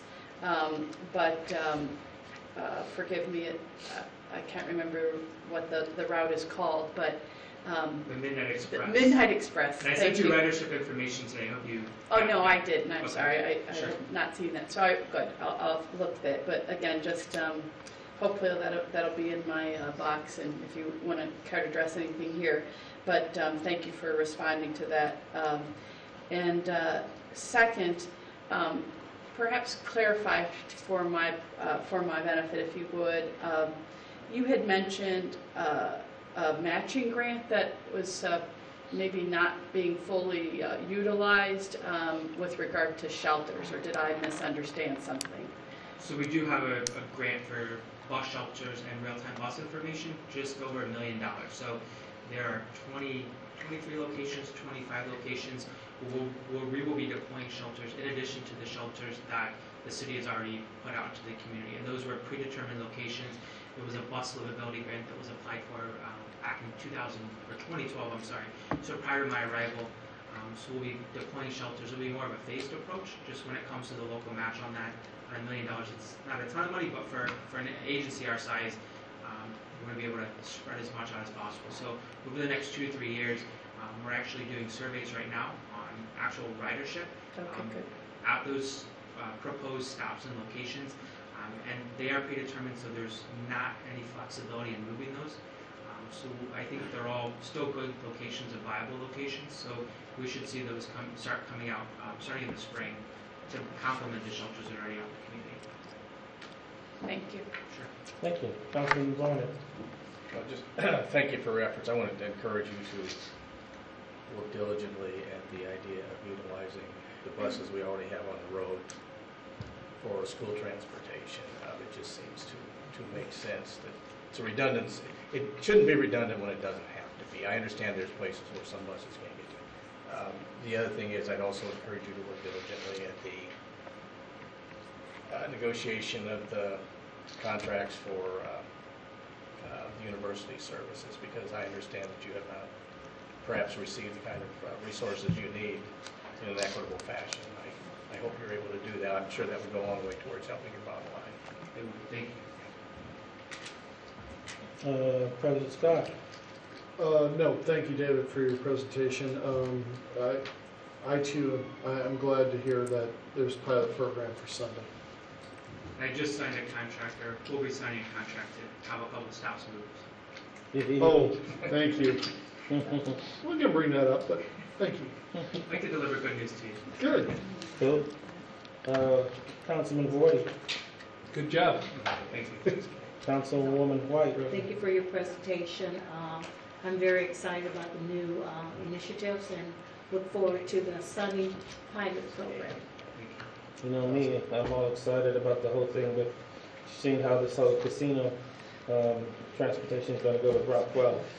And so I think that's going to really add a lot and turn us into, we're not only looking at Sunday service, but will that also extend to later service because of the fact that they are 24-hour operation every single holiday, 365 days a year? In a conversation I had with the city administration a couple weeks ago, I don't see the transpo today being the transpo in 5 years, if you will. So I think looking at potentially piloting microtransit projects, so redeploying smaller vehicles out there to be a little bit more efficient, especially Sunday and later night. I really think that's the answer. So as we continue to see where transit goes, with my recent appointment to the American Public Transportation Association Board of Directors, I think we're going to have a front seat, if you will, on some of this new technology. It'd be great to bring it to South Bend. So I appreciate that. But I do see the opportunity to make an impact and connect folks to jobs and things over at the new casino. Cool. I appreciate it. At this time, we'd like to speak in favor of this resolution. Please come forth. I can just add one thing too. Yes, one more thing. We always invite, I'll make the open invitation public to have you guys come out and see our facility firsthand. It's one thing that we're really proud of. And when I took the job 5 years ago, it's one of the things that really sold me on the job. But then it's a hardworking men and women every day that are out behind the wheel and turning the wrenches, if you will, to make sure their vehicles get on the street. So that's something that we probably should organize together and Yeah, so because we have some new members who may never been there. We have the highest paid bus drivers, and so it's great as we go into negotiations. So I'm glad for that. All right, cool. Thanks. All right, we'd like to open up our public hearing. Mr. Brown's ready to talk, and he knows the rules, and so step on up. Samuel Brown, 222 East Navarre, have a watchdog group called Citizen United. And I would just like to say one of the most beautiful presentations, and I had heard this councilwoman in a long time. It was excellent. It's beautiful. I went to Transpo in behalf of Dunbar Homes. I don't know if anybody know where Dunbar Homes is. It's just a small little home, housing division that housed black people. And I told Transpo to cut out the number 4 bus that used to go through there and pick up people and take them out to the west end of town. And I didn't get a welcome mat. I mean, I went to the board meeting and they didn't have a welcome sign to invite me. It was very cold-blooded to me.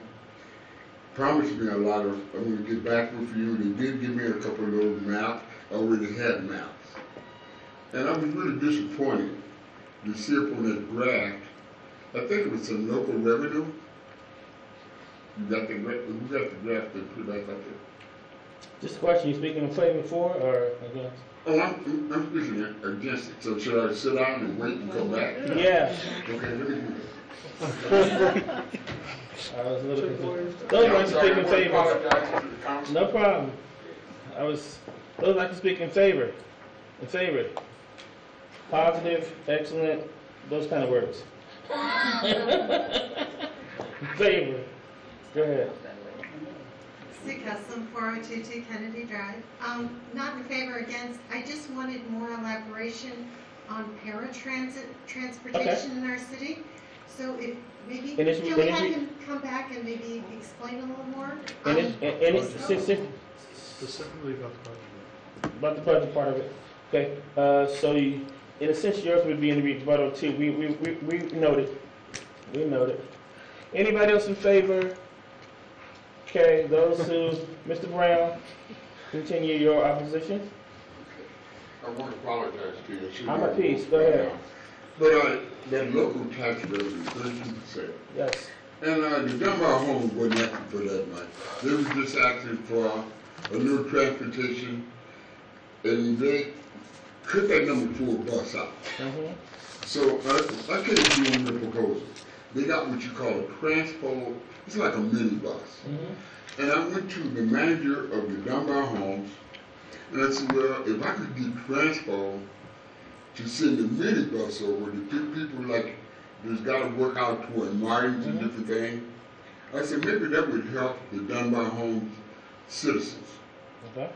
You know, because they got to walk, and then they got to go down this long hill on Walnut and stand in the viaduct and try to get to work some kind of way out there on that west end.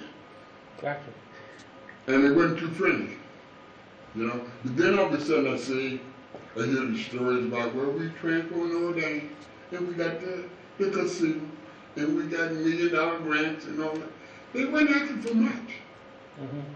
So all I'm saying is, I know this is going to go through, and I know people got to go home, and they don't want to hear me just well on this thing. But you, the council, maybe y'all could talk to them, because I couldn't talk to them. I didn't get a welcome there. So maybe you could ask them, so can you do send your little mini buses up there for transport to the Dunbar Homes? They're only black people. They might not matter that much to some people. But being an Afro-American, I think it's only fair that they be served to. Gotcha. Thanks for listening to me. Thank I you. hope you can get the gentleman to send a fancy bus up there. I understand. All right, anybody else would like to speak in opposition? Negative, challenge, anything else? Oh, I'm not going to speak in opposition. Okay, I know, but I'm just checking first. Anybody else opposition?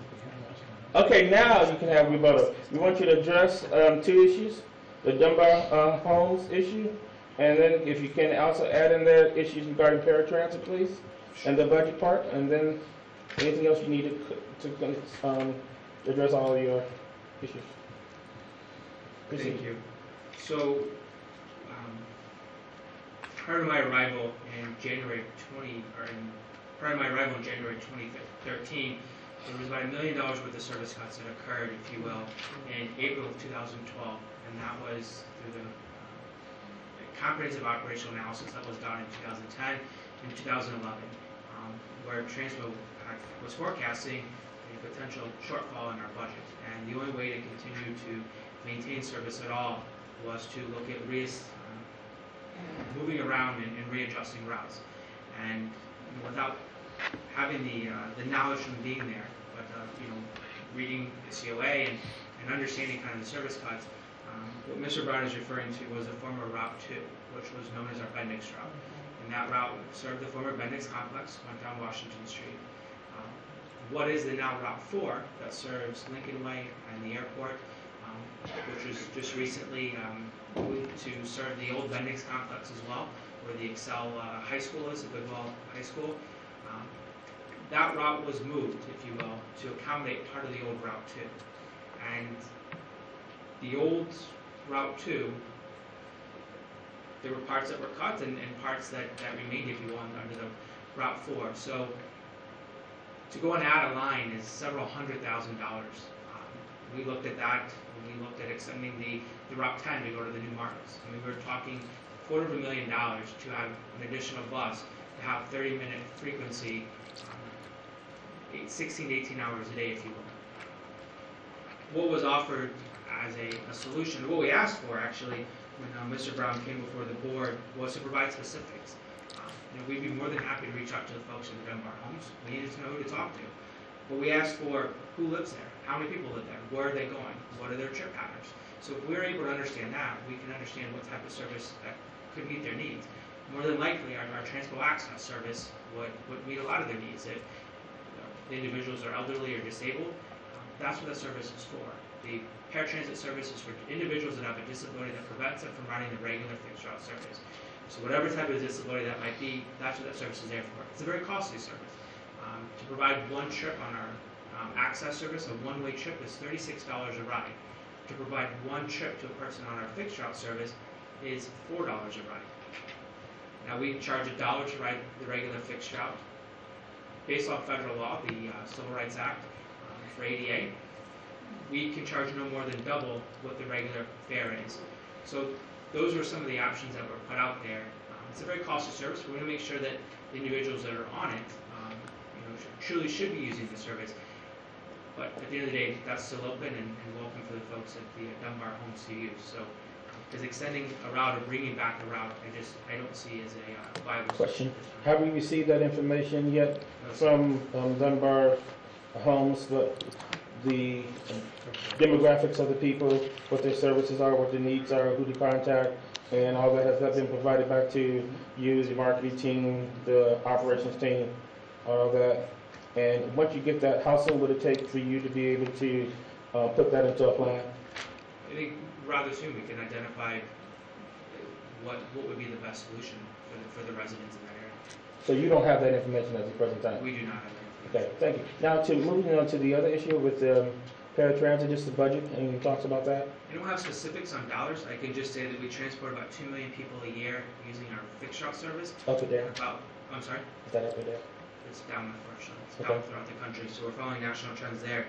But our paratransit ridership is about 60,000 folks a year, and that ridership is up. So we would actually like to see the reverse, up on the fixed route and down on the paratransit. So I see that coming with some more reforms and things we'll be doing to modify the access service in the future. Okay. All right. Thank you for the rebuttal. All right, that's the end of the rebuttal part. Y'all got to work that out together. Questions? Do you have a question? Yes, I do. Yes, we have a question on the rebuttal from Ms. That's right. Councilwoman Broden would like to ask Mr. Kennedy. Go ahead. So back to the Dunbar Homes and perhaps a service gap there or not, I don't know.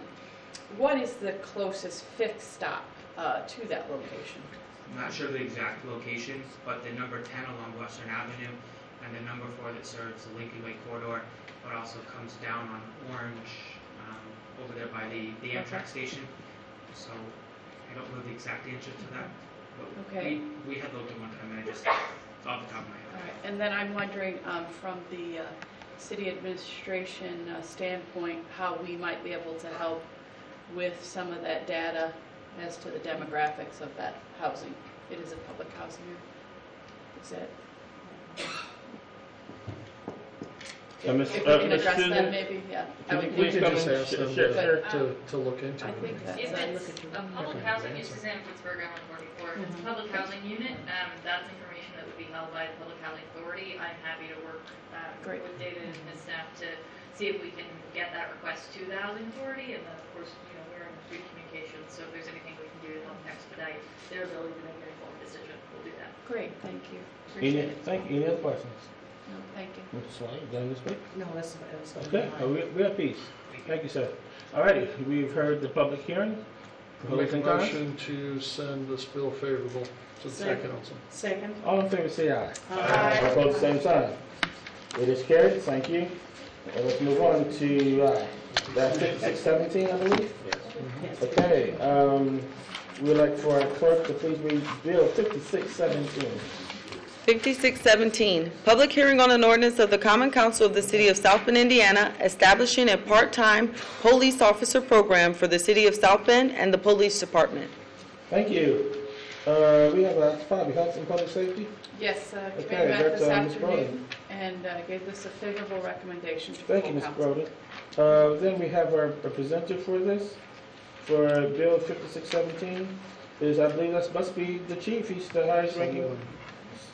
Well, I'll yield to the chief, or the chief will yield to somebody else. Another chief. Another chief. The chiefs. Kansas City, undefeated. We're looking good this year. All right. Must be football season. My brain is so sorry. Okay, go ahead. Let's go. My name is Howard Skowski. I'm the South Bend Chief of Police, address 701 West Sample Street, South Bend, Indiana, 46601. Welcome. And so yes. Jeff Anderson, I'm the Operations Division Chief. My office is 701 West Sample, South Police Department. Thank you. And go ahead with the presentation. So not an elaborate presentation, not even comparable to transpose. But you all have heard this before in the budget presentation and most recently at 3:30 today. I apologize, I couldn't make it. I was elsewhere. Not my choice. With that being said, we would ask the council please to pass this. A lot of components, I won't rehash them or be redundant. But I think one of you heard all the intent. And the intent, we won't know how it really pans out until it actually happens. I know the council, and rightfully so, is asking for updates. I think a 6-month update, potentially, if this is passed. We plan on doing even more than that, preferably monthly if we can, to give you our progress report. This is to supplement, not to replace. So if we run short for special events, Notre Dame football games, best week ever, whatever the event may be, when we just don't have the personnel to man these things, this will be a great asset, along with some maybe reports that may be taking officer too long to do. Vandalism reports with no suspect information. Maybe looking at cases like shoplifting. We have tons of shoplifting cases, and we just don't have the personnel or resources to do every single one of those. So maybe this will help out.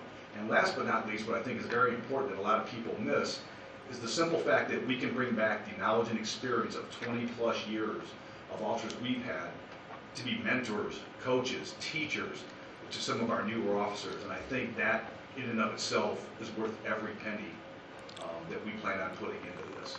So there's state laws and everything else that govern the amount of hours. Everybody's clear on that. And we'll just see where it goes. I know we're not looking at that many part-time officers, and of course this would still have to go in front of the Board of Safety as well. There was a resolution to them, but if we were to get these officers, they would have to be sworn in on a part-time basis as well. Maintain training, maintain standards, and everything else. Cool.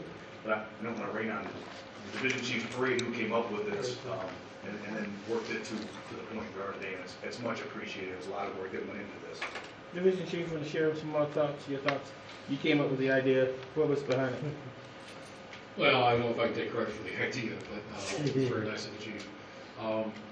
Just in conjunction with the legal department, just researching this and really trying to dig down and see if it's feasible, if it's legal, and obviously if they're comfortable, that's why you have the ordinance in front of you. Just touching on a couple of things the chief mentioned, we look at this as a way to supplement manpower, but the basic guidelines that are in the ordinance don't allow for these part-time officers to supervise full-time officers. There's a cap as to the number of hours that they can work in a given year as individuals. And then, as the chief alluded to, I think with the approval to establish the program, it would require, after that, an agreement with probably the FOP. We've had some preliminary discussions with them about it. Not speaking on behalf of the FOP, but it seems like they're very much on board with this program. As to the total number of hours we utilize the officers and exactly what tasks that they perform, I look at it as paralleling a full-time police officer. We would not use them to work beats and count toward manpower staffing levels. They would strictly be used for, like the chief mentioned, some tasks that tend to tie up full-time sworn officers, that these officers could actually alleviate some of that backlog. So I think it's a good program. I think it's it addresses a lot of needs that we have that you all are familiar with, and I encourage you to support us and support this program. Thank you. Starting on my left, are there any questions? To my right. Anybody? Any questions, comments? Peace? We're good. We thank you both chiefs for your presentation. Now we open up the public hearing. Those who would like to speak in favor of this resolution? This is not a resolution. This is a bill. It's a bill. Please come forth. Mr. Brown. There we go. Okay, my name is Samuel Brown, 222 Broad Street. The two gentlemen just left. I like both of them. I've worked with both of them on occasion, and I find them very professional, and I never would like to question anything they do, but I'm going to question this. I'll tell you why. This little pamphlet right here and it's a little book. It says South Bend Citizen Police Academy. It's a 6-week course the citizens can take and find out what the police do, how trained they gotta be, and so forth. So I decided to take it. Tomorrow will be Tuesday night from 6 to 8. I'm not going to graduate now because I got a problem with this. You have a problem? Yeah, I need to sit down again. Yeah. Mr. Brown. Mr. Brown. You're a veteran. I know, Mr. Brown.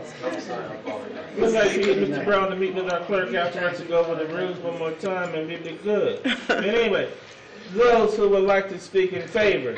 Excellent, happy, excited, pleased, support, those kind of words. Please come forth. You raise your hand. All right. Those who would like to speak in opposition. Now, Mr. Brown, to the bill, not to the academy.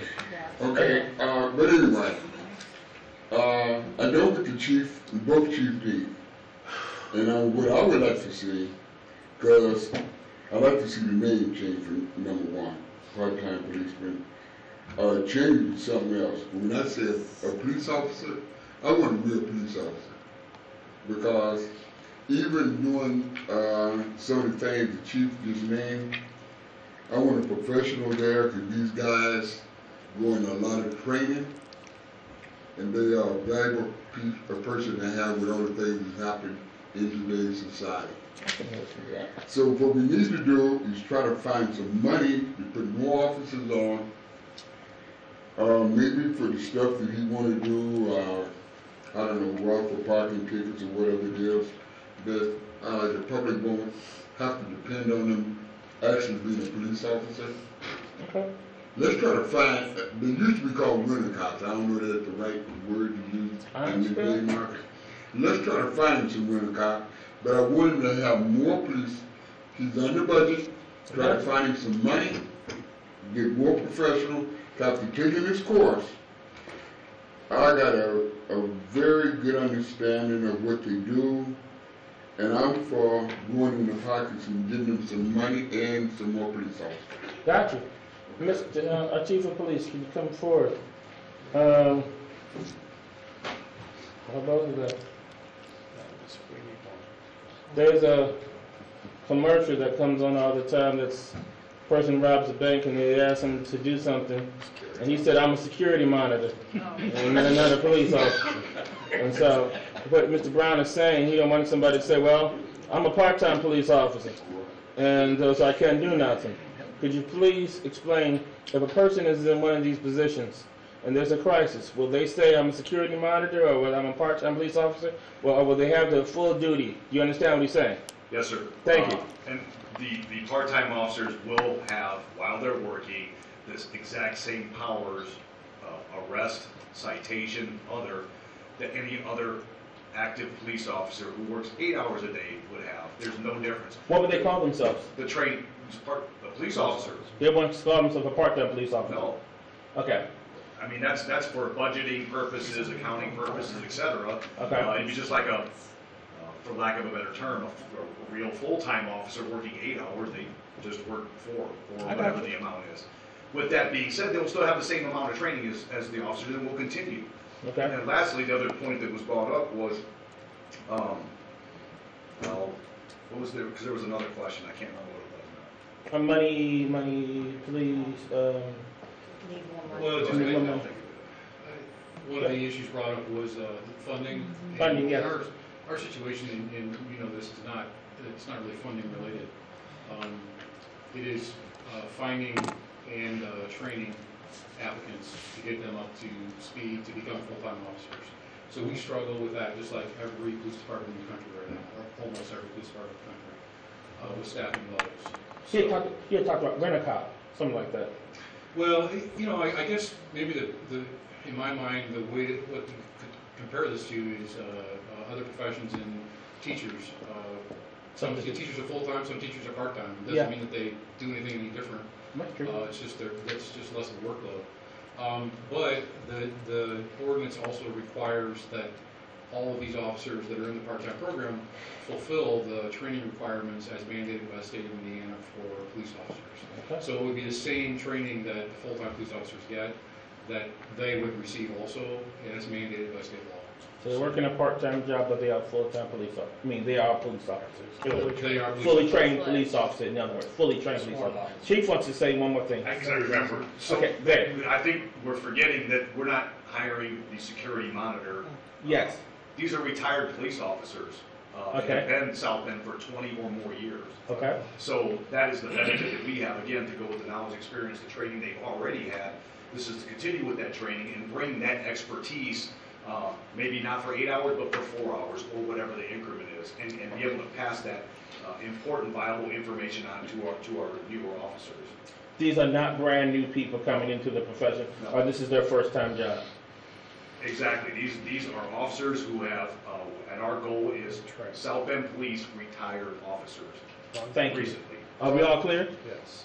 Thank you. Appreciate your comments. Mr. Brown, hopefully that clears your point. Now to the council, what's your pleasure? I move we send this to the full council. Second. Favorably. Most favorably. All in favor, say aye. Aye. All opposed, the same sign. It is carried. Favorable. All righty, last one. 5717. Our city clerk, Ms. Fowler. 5717, public hearing on an ordinance of the Common Council of the City of South Bend, Indiana, appropriating an interlocal agreement between the City of South Bend through the South Bend Human Rights Commission and the St. Joseph County to enforce the county's human rights ordinance. Good. We had a health and public safety meeting this afternoon, Ms. Broden. What were your findings? Send this favorably to the council. We thank you, Ms. Broden. You're welcome. Now we have a presenter, Mr. Lonnie Douglas. Thank you for being here tonight and thank you for your patience. Please share your name again and your address and proceed with your presentation. Thank you, members of the council, and good night. Good evening. My name is Lonnie Douglas, and I'm director of the South Bend Human Rights Commission, located at 319 North Niles Avenue here in the city of South Bend, 46617.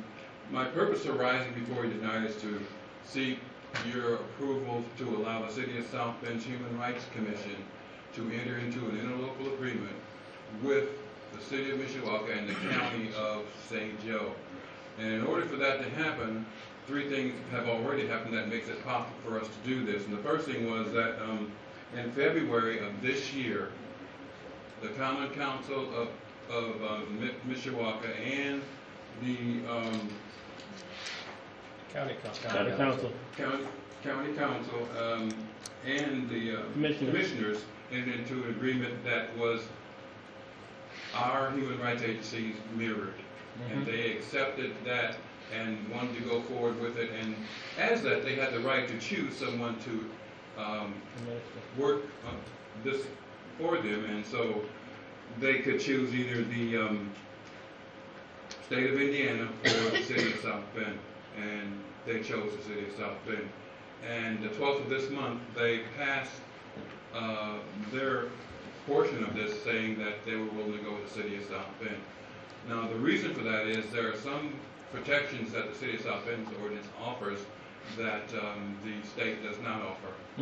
Also, we'll be doing this for them for a period of time to find out how many cases will come from the county gratis or for free until we have been able to determine how much is going to be needed to do this for them. Now, if at the end of April or the 1st of May, they decide that, yes, they need this, the city of South Bend and the county, will have to agree that $52,000 will have to be put into the coffers to carry forward. And they have 30 days from May 1st to decide, so effectively it's May 31st when the final decision will be made. The reason we feel it's necessary is that we feel that all of our quote-unquote constituents in the county need to be able to find and get resolution for problems that they have here locally, people that understand what's going on here locally and not from a long distance. And we also believe that we can resolve the problems much quicker here in the city of South Bend and the county, rather than going to Indianapolis to do this. Also, we feel that dealing with the city of South Bend, we're not in the business of beating people up or seeking to sue people. We're in the business of trying to resolve issues. And the city of South Bend has always been that way. So we feel that we can offer a better job, and we're just asking the council to give us a yes and allow us to do the same. Questions, comments? Okay. I was not here this afternoon. I'm for it. I apologize for that situation. I just wish that in the meantime that we got some more money from it myself. I do understand the issue of us being kind to the county and the city, but out of the potential work that your department will have, I just think that more financial should be allotted to that. But that's just something I want to put for the record. I'm glad you brought that up, because the city of South Bend is compensated by the U.S. Department of Housing and Urban Development for investigating cases, and that could range from $1,800 to a maximum of $3,600, depending on the case. We're also compensated by the U.S. Equal Employment Opportunity Commission for investigating employment cases, and we're compensated for that as well. Not nearly as well as HUD compensates us. We get $700 a case for them for each case we investigate. But that being said, that will help us offset what we're doing until we can come up with a finding or determination as to whether or not we need to go forward with this. So there will be money possibly coming in, even though it won't be from the county or the city. I mean, county or what you want to say. Yes. I'm at peace. Thank you. All right. Anything else for Mr. Douglas? If not, we open it up for the public. 4. 4. Yes, this is for Mr. Brown. And then. Okay, I think I got it right this time. All right. Samuel Brown, 222 East Navarre, the city of South Bend. And I happen to be, one of my many hats is the Human Rights Commission. I think it's a win for the city and the county. And it's going to take a while for both sides to work together, find the funding they need to make it a success. So I hope that at the end of the year, during the trial period, then we get this illusion, find the funding, and make the county part of the human rights. Thank you. Thank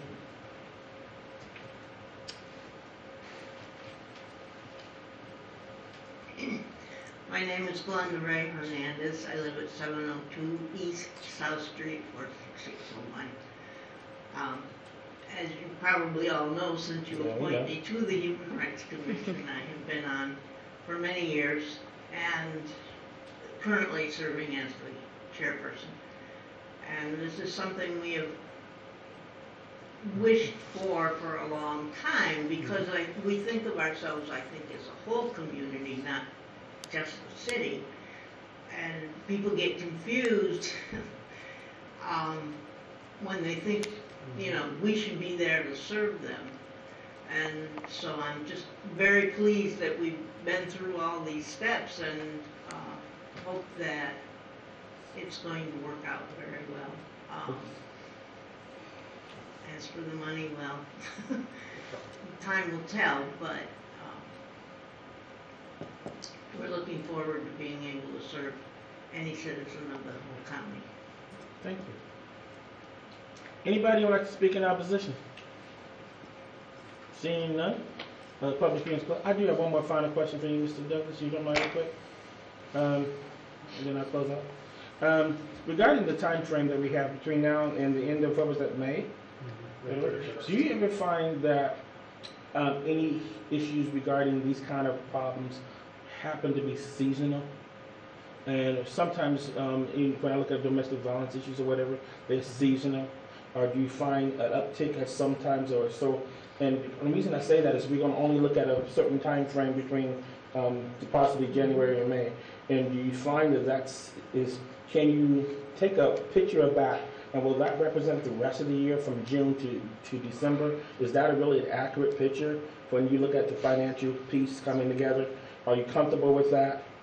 Based on our previous years of working with the city, there are no seasonal employment charges unless you want to include Christmas, but that's part-time help. And there are nothing seasonal. Housing discrimination happens January, Okay. June. So there's no more, you don't see an uptick different times of the year, it's just throughout? Okay, that's all I needed to know. I'm at peace, sir. Thank you. Any other comments? Make a motion to send 5717 to full council favorable. Second. All in favor say aye. Aye. All opposed? It's carried. I'd like the motion to close out this portion. So moved. Second. All in favor say aye. Aye. All opposed? Thank you so much. Back to you.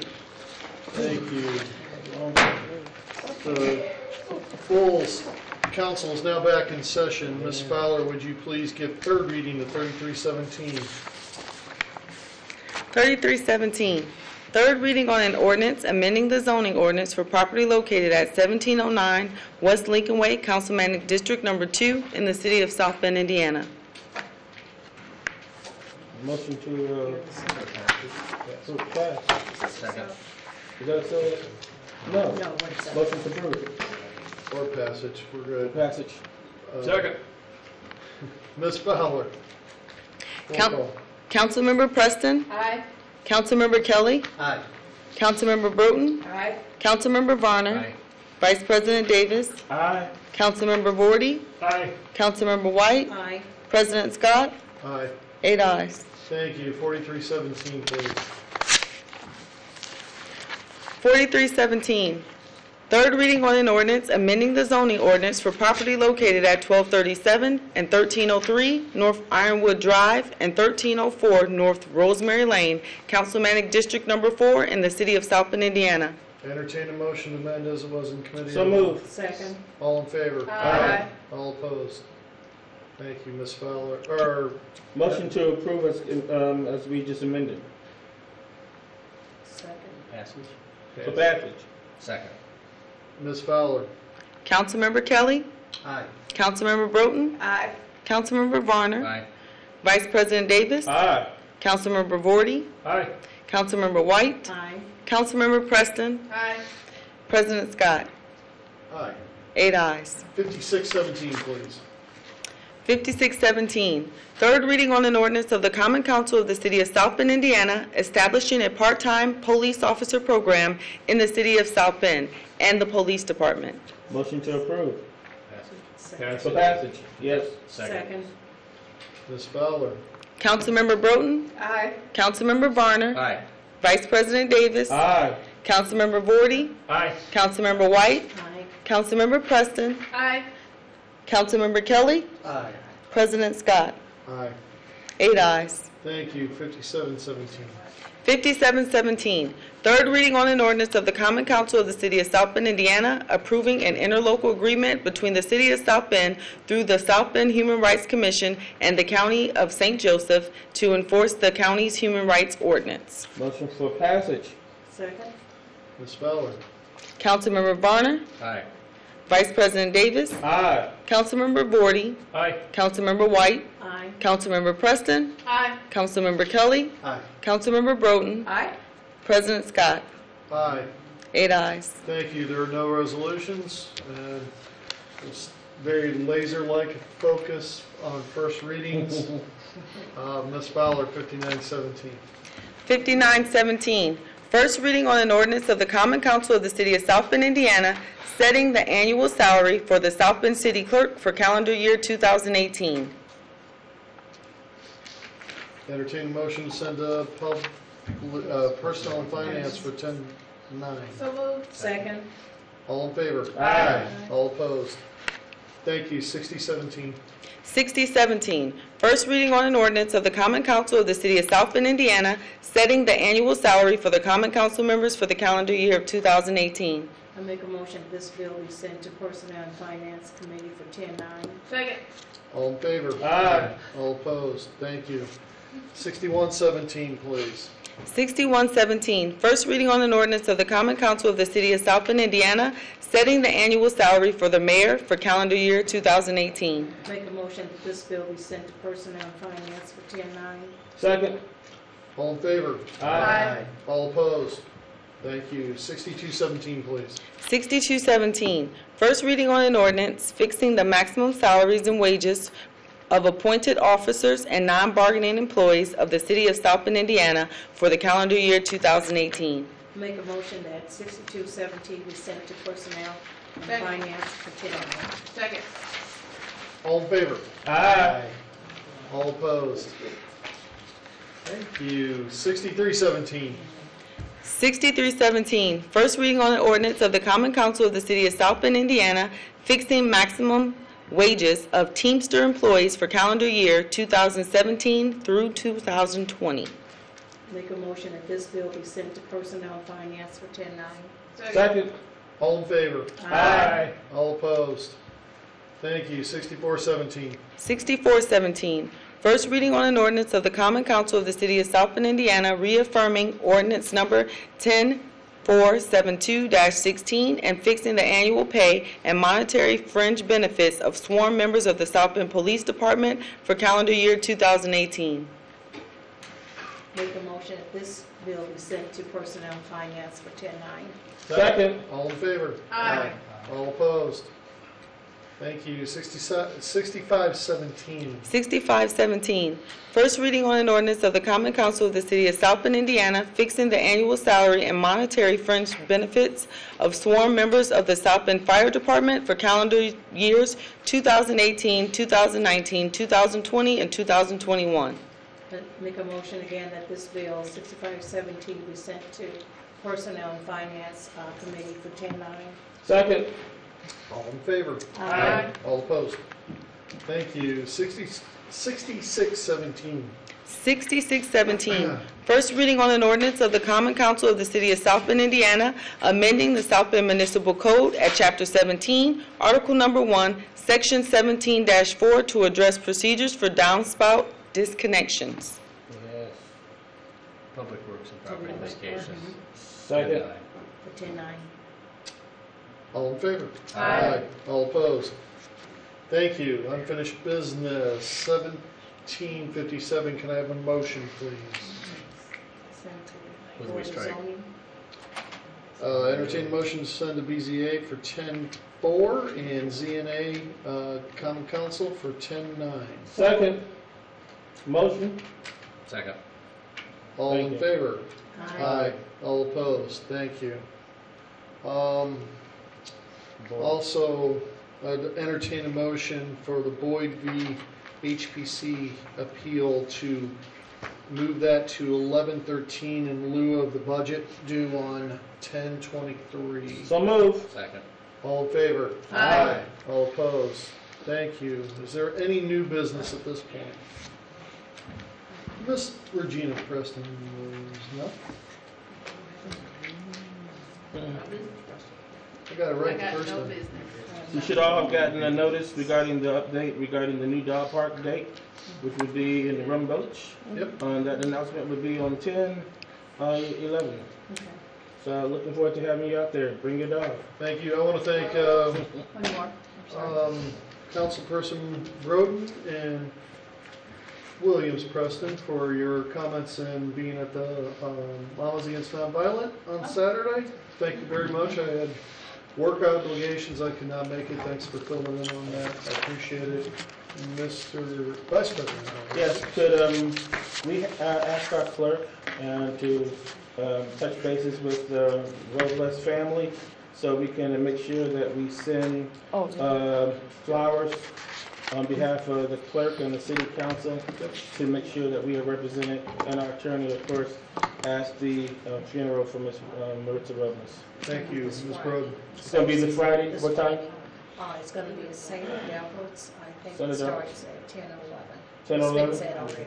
So it's been set up Friday at 10 or 11? St. Joe Funeral Home for the Rosary. That's Thursday. All right.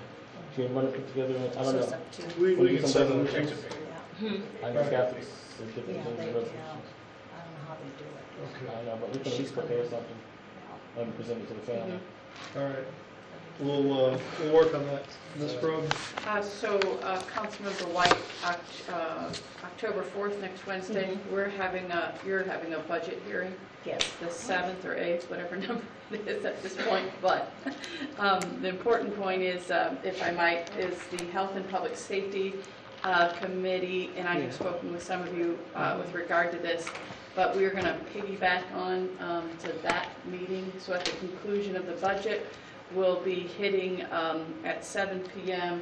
The intersection of health and public safety issues with regard to the budget, and focusing primarily with administration's help on the chronic homelessness report, and again, how that hits the budget, and then also lead.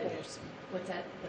The lead issue. Okay. And it won't, and it may not be restricted to that, but those are the two focal points, again, looking at health and public safety issues with regard to the budget. If you do agenda, they gotta stick to the We agenda. will, yeah. Beautiful. All right. Just last one to me. But just save the date was what I was Sure. trying to, in time. Last Thursday, I made a presentation before the redevelopment. Seems to Lark out there. Thank you for being there. He's on the, and of course, Dr. Warner, our representative. I would like to share that we made a presentation regarding the Ardmore resolution that this council passed. Dr. James Mueller assisted me in making the presentation before the redevelopment commission. They said that they noted it, and Gavin Froelich was present and talked about the redevelopment commission coming up with their own resolution based on the one that we have presented to them. So I would, Gavin, along with Dr. Varner, if you all could continue to lead that out so we can continue to work with the Ardmore residents. We had a nice delegation of Ardmore people that did come on Thursday to the meeting, and so they were there with several with their orange shirts on too. So we were glad that they were there. So again, I'd like to thank this council for working along with us regarding the Ardmore situation, and I appreciate that. Okay, thank you. This time we'll turn to privilege of the floor. This is individuals who wish to address the council must first state their name and address. Individuals will be limited to 3 minutes only. I'll ask Dr. Garner to keep time. Portion of this meeting is a total of 30 minutes. Individuals may address only issues which the city has jurisdiction. Individuals shall not be permitted to address any topic that was heard tonight on the agenda. We have a veteran, Sam Brown. State your name and address and go, sir. Samuel Brown, 222 Savard Street in the city of South Bend.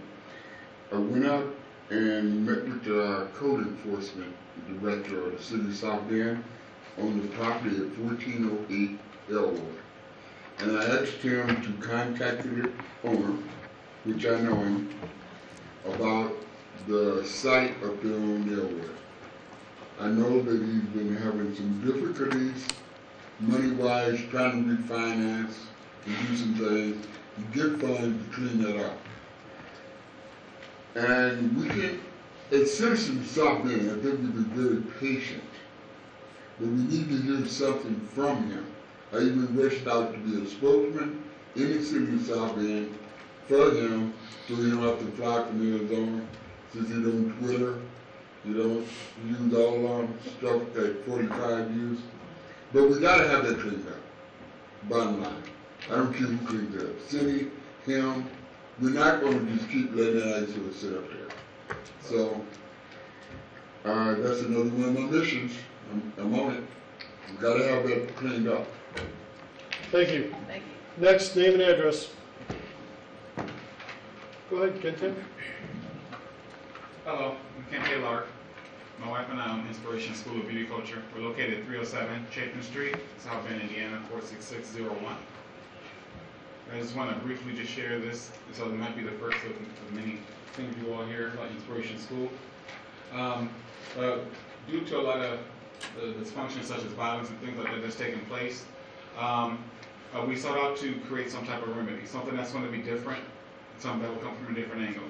We both have a lot of experience doing ministry outreach work, community service type work, and so we wanted to create an entity that would help to deter violence and deter dysfunction.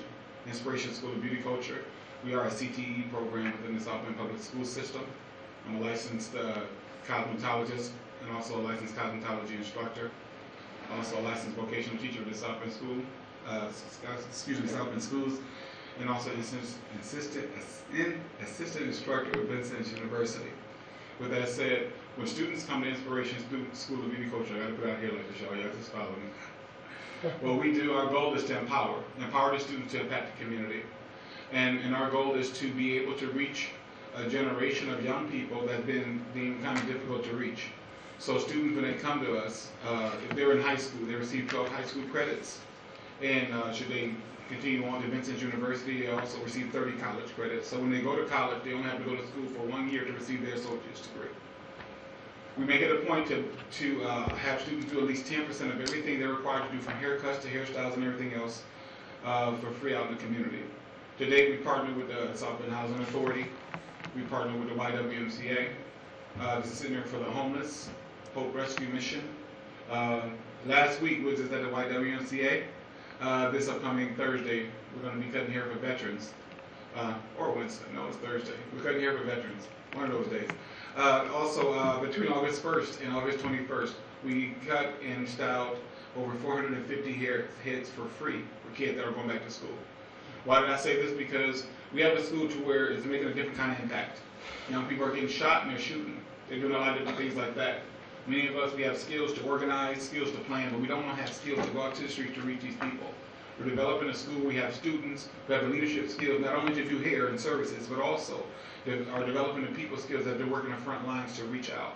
With that said, the more young people we can have join our school, the more impact we have in our community. I know it's non-traditional, but what we desire is for the city to look into ways, budgetary-wise, to help provide scholarships to help people to be able to attend some kind of way. I know, like I said, it's kind of conventional, but like I said, people are dying. They're getting shot. And every time somebody gets shot in South Bend, people don't want to move to South Bend. But we want people to move to South Bend, right?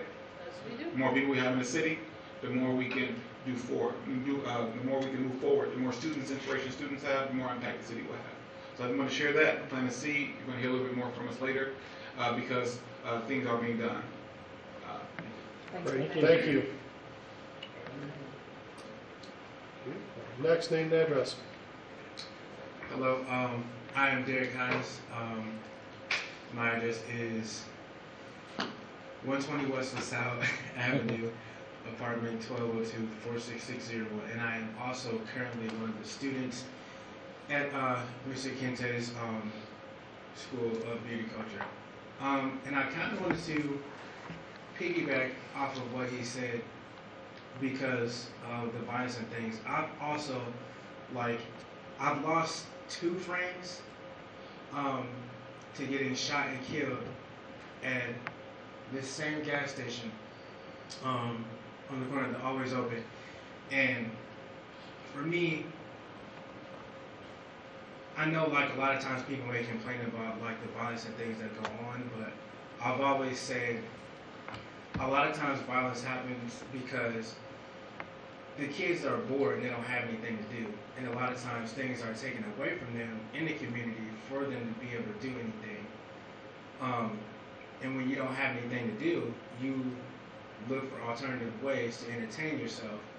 And when that happens, you sometimes get along with the wrong crowds and then you get into things that you're not supposed to. I'm sure everybody has experienced that in life. But as he very well stated, we often go out into the community and give free services, which I actually love doing that. And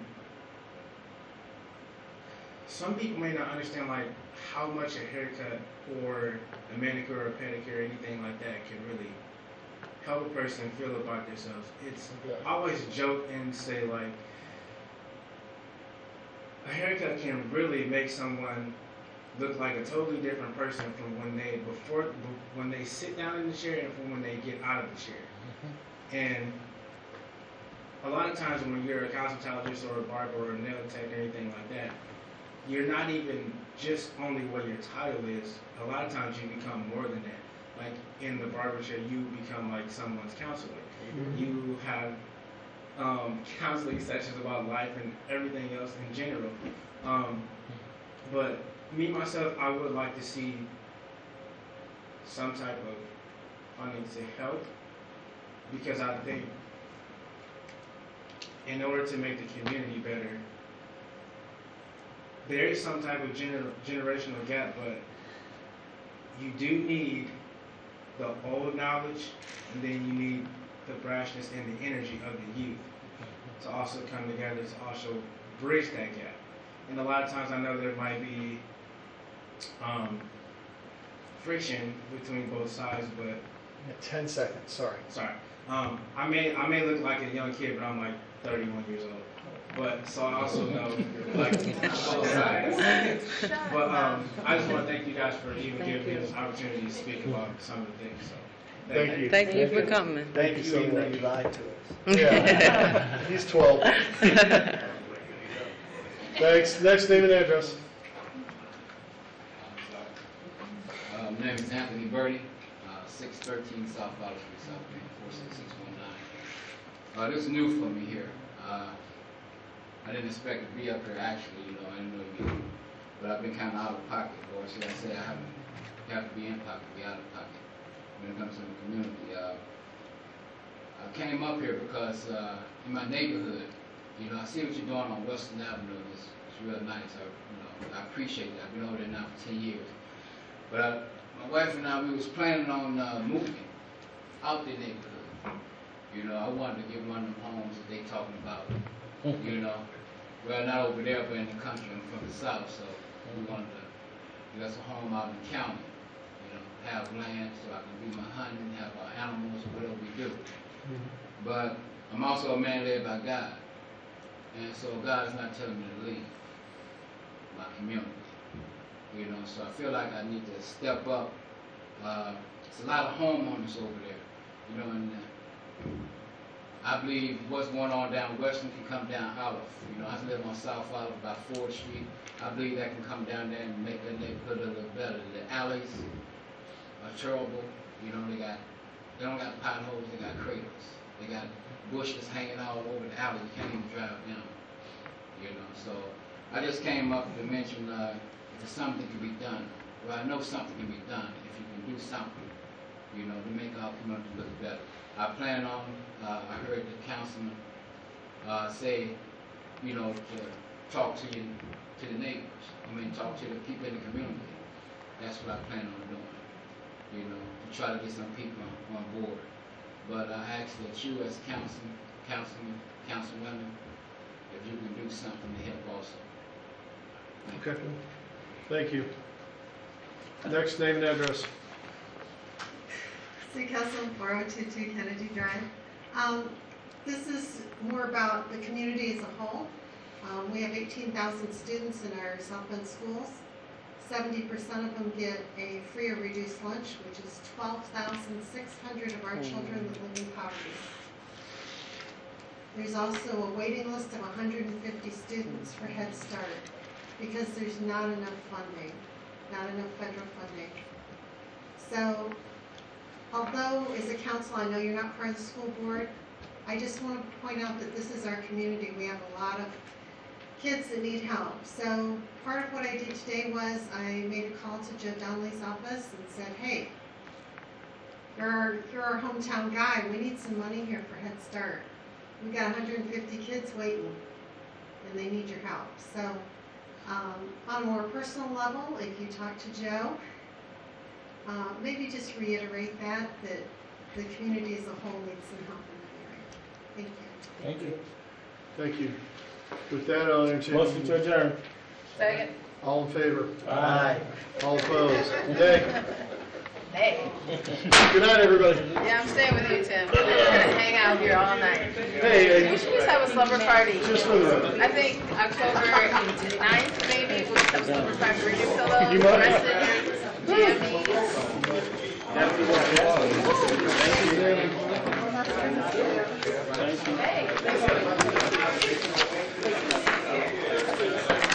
Karina, you get other things for me to sign? No. All right. No. Let me come in.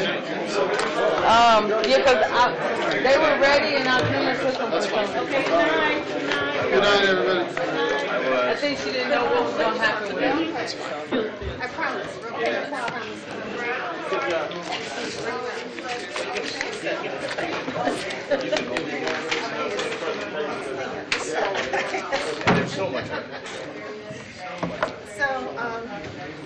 Yeah, okay, so, Michigan Observers were put in my bill stuff. So those are. You're not a clerk anymore. So I wanted you to see.